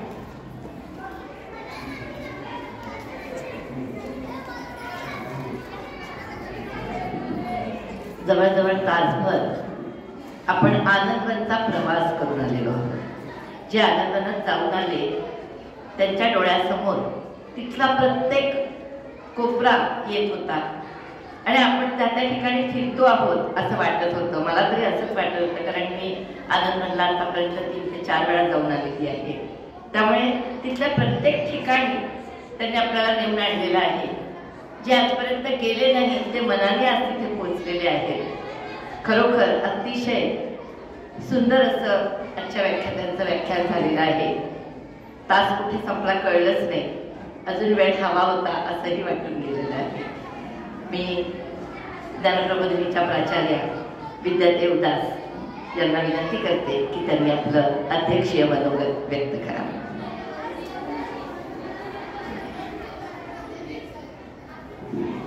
नमस्कार. गेले 1.25 तास आपण सगळेजण शरीराने इथे होतो पण मनाने नक्कीच आनंदवनामध्ये पोचलेलो होतो. आणि नायडू सरांचं वक्तृत्व तर प्रभावी आहेच, पण त्यांनी स्वतः तिथे अनुभव घेतलेला असल्यामुळे ते अनुभवांचे बोल होते. त्यामुळे त्याच्यामध्ये ओलावा होता, आपलेपणा होता अत्यंत ओघवती भाषामध्ये मला सुद्धा एके वर्षी आपल्या प्रबोधिनीच्याच मुलांना आनंदवनला घेऊन जायचा योग आला. गोसाईबाईंच्या बरोबरच आम्ही गेलेलो होतो. आणि आता त्यांनी जे काही वर्णन केलं, आपण बऱ्याच जणांनी पुस्तकामधून सुद्धा बाबा त्यांच्याबद्दल वाचलेलं असेल किंवा प्रत्यक्ष जाऊन भेटी पण दिलेल्या असतील. खरोखरच एक गटारामध्ये कुष्ठरोगाने किंवा त्या रोगजंतूंनी जर्जर अशी व्यक्ती पाहून ती व्यक्ती ही आनंदवन निर्माण करण्यासाठी म्हणून बाबा आमट्यांना प्रेरणा देणारी ठरली. आणि बाबा आमट्यांनी त्या व्यक्तीला सामोरं जायचं जे धाडस दाखवलं ते आनंदवनाच्या माध्यमातून दाखवलं. आणि मला माहिती विकास दादा आम्ही गेलो होतो त्याही वेळेला ते म्हणाले होते, मला आनंदवन बंद करायचं आहे. आणि जो दिवस असेल की आनंदवन ज्या दिवशी बंद होईल तो माझ्या आयुष्यातला सोनेरी दिवस असेल. आणि त्या उलट परिस्थिती आता आपल्याला तिथे बघायला मिळते की तिथे अनेक फक्त कुष्ठरोगग्रस्त नाही तर अनेक व्याधींनी किंवा वेगवेगळ्या प्रकारचं अपंगत्व घेऊन तिथे लोक येत आहेत. याचा अर्थ समाज खूप बदलत चाललेला आहे आणि आपण त्या समाजातले एक घटक आहोत. त्यामुळे प्रत्यक्ष किंवा अप्रत्यक्षरित्या आपणही याला जबाबदार आहोत. आणि त्यामुळे जसं आम्ही मुलांना सांगतो की आपले आई वडील सांभाळणं हे आपलं कर्तव्य आहे, त्यांनी आपल्याला जन्म दिलेला आहे. पण आज ही सांगायची वेळ आली हे खरं म्हणजे दुर्दैव आहे. आणि आता त्यांनी आपल्याला जसं आवाहन केलेलं आहे, अजूनही म्हणजे आमचे कुटुंबीय हे सगळं स्वप्न पाहणारच कुटुंबीय आहे. आम्ही गेलो त्यावेळेला साधनातही होत्या आणि त्यावेळेला आमची त्यांच्याशी भेट पण झालेली होती. अजूनही पुढे जाऊन त्यांना काही प्रकल्प करायचे आहे आणि हे समाजासाठी करायचं आहे. आपण सगळे समाजात राहणारे शून्य नागरिक आहोत, त्यामुळे आपण भरभरून आनंदवनाला आपल्या यथाशक्ती मदत करूया. तरच आज आनंदवन काल आज आणि उद्या असं ते आपण अतिशय अभ्यासपूर्ण व्याख्यान नायडू सरांचं ऐकलेलं आहे. तर त्याच्यातले आपण एक छोटासा खारीचा वाटा उचलूया असं मला नक्की वाटतं. नायडू सरांनी काही पुस्तकं द्यायला आणलेली आहेत. त्यांच्या सौभाग्यवती आपल्याच माझे विद्यार्थिनी आहेत, त्या इथं आहेत. फक्त एका कुटुंबाला एक पुस्तक अशा पद्धतीने ते दिलं जाईल. तर कृपया त्या पुस्तकाचा आपण सगळ्यांनी जरूर लाभ घ्यावा. आणि आज नायडू सर आपल्या या माजी अध्यापकांच्या आणि ज्ञानप्रबोधिनीच्या वतीने इथे आले आणि त्यांनी अतिशय आपल्याला आनंदवनाची एक चांगली सफर घडून आणलेली आहे. आणि तुम्हाला सांगायला मला आवडेल की दरवर्षी नायडू सर एक गट घेऊन आनंदवनाला जात असतात. तर त्याही गटामध्ये आपल्याला जर सहभागी व्हायचं असेल तर जरूर आपण त्यांना संपर्क करावा आणि त्या गटाबरोबर जावं असं मी आपल्याला सुचवते आणि थांबते. धन्यवाद.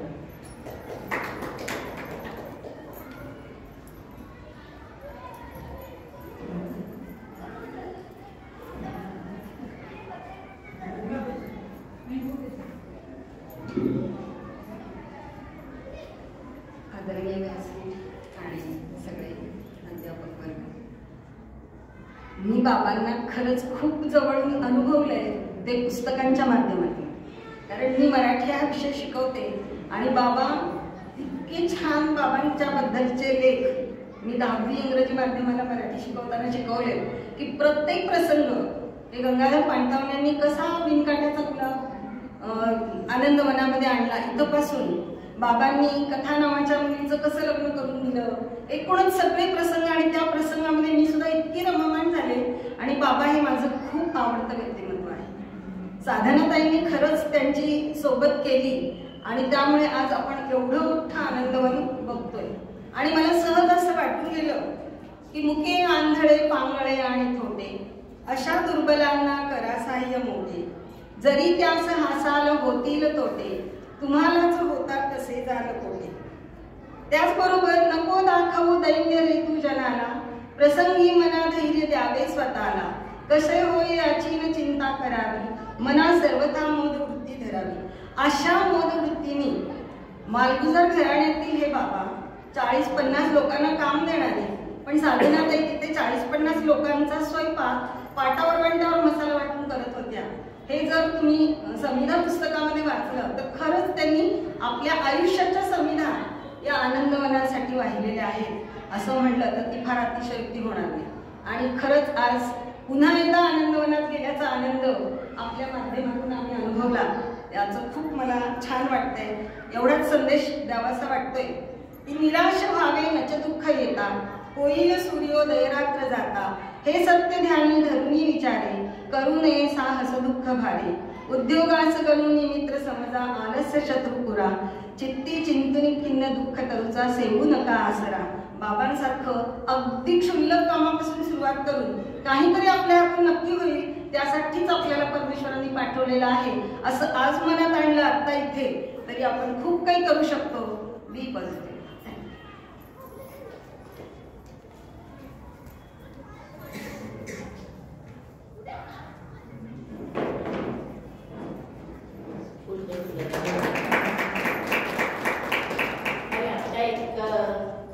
आपल्या विद्यालयाच्या अध्यापिका, ज्येष्ठ अध्यापिका पुष्पाताई कोमे यांनी आनंदवनला देण्यासाठी धनादेश आणलेला आहे. तो धनादेश त्या नायडू सरांकडे सुपूर्द करतायत.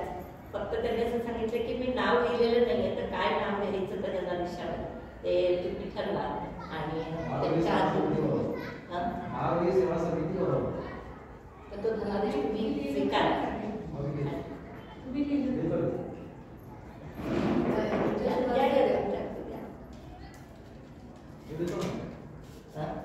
तुम्ही लिहिता या वर या वर या तुम्ही आता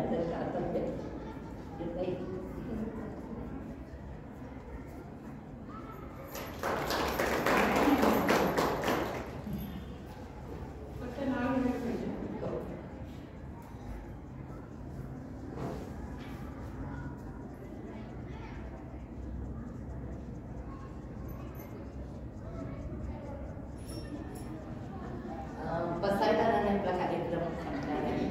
बसायदान झाल्यानंतर पुस्तकाचं वितरण होईल.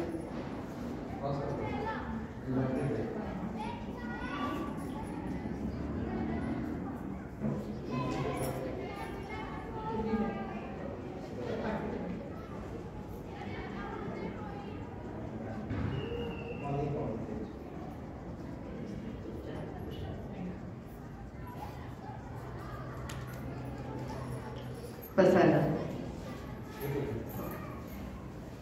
आनंदवनाच्या ज्या आम्ही सहली येतो त्या काही मित्रांना असं आम्ही स्वतःहून खर्च करून काही पुस्तकही भेट द्यायची. ही बरीच म्हणजे माझ्या पण आवाक्याबाहेर तर ते कुठून तरी कानोकानी पोचतो आपल्यापर्यंत पोहोचलं विकास आणि चिरंजीव.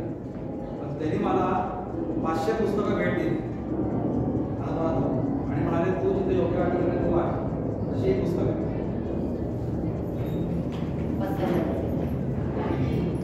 आता विश्वात्मके देवे येणे वाग्यज्ञे दोषावे, दोषोनी मज द्यावे बसाय दानही, देखणाची व्यंकटी सांडो तया सत्कर्मी रती वाढो, भूता परस्परे जडो मैत्र जीवांचे, दुरितांचे तिमिर जावो, विश्वस्वधर्म सुखे पाहो, जो देवाची तो ते लाभो, प्राणी जात वर्षत सकळ मंडळी, ईश्वर निष्ठांची माती आळी, अनवरत भूमंडळी भेटतू भूता, चला कल्पतरूंचे आरग, चेतना चिंतामणीचे गाव, बोलते जे अर्णव पीयूषांचे, चंद्रमेचे अलांछन, मार्तंडचे तापहीन, ते सर्वांनी सदा सज्जन, सोयरे होतु किंबहुना सर्वसुखी, पूर्ण होनी तिन्ही लोकी, भजतो आदिपुरुषी, अखंडित आणि ग्रंथोपजीविये विशेषी लोकीये दृष्टा दृष्ट विजये होवा वेजी येथ म्हणे श्री विश्वेश्वराहो हा होई दान बसावो येणे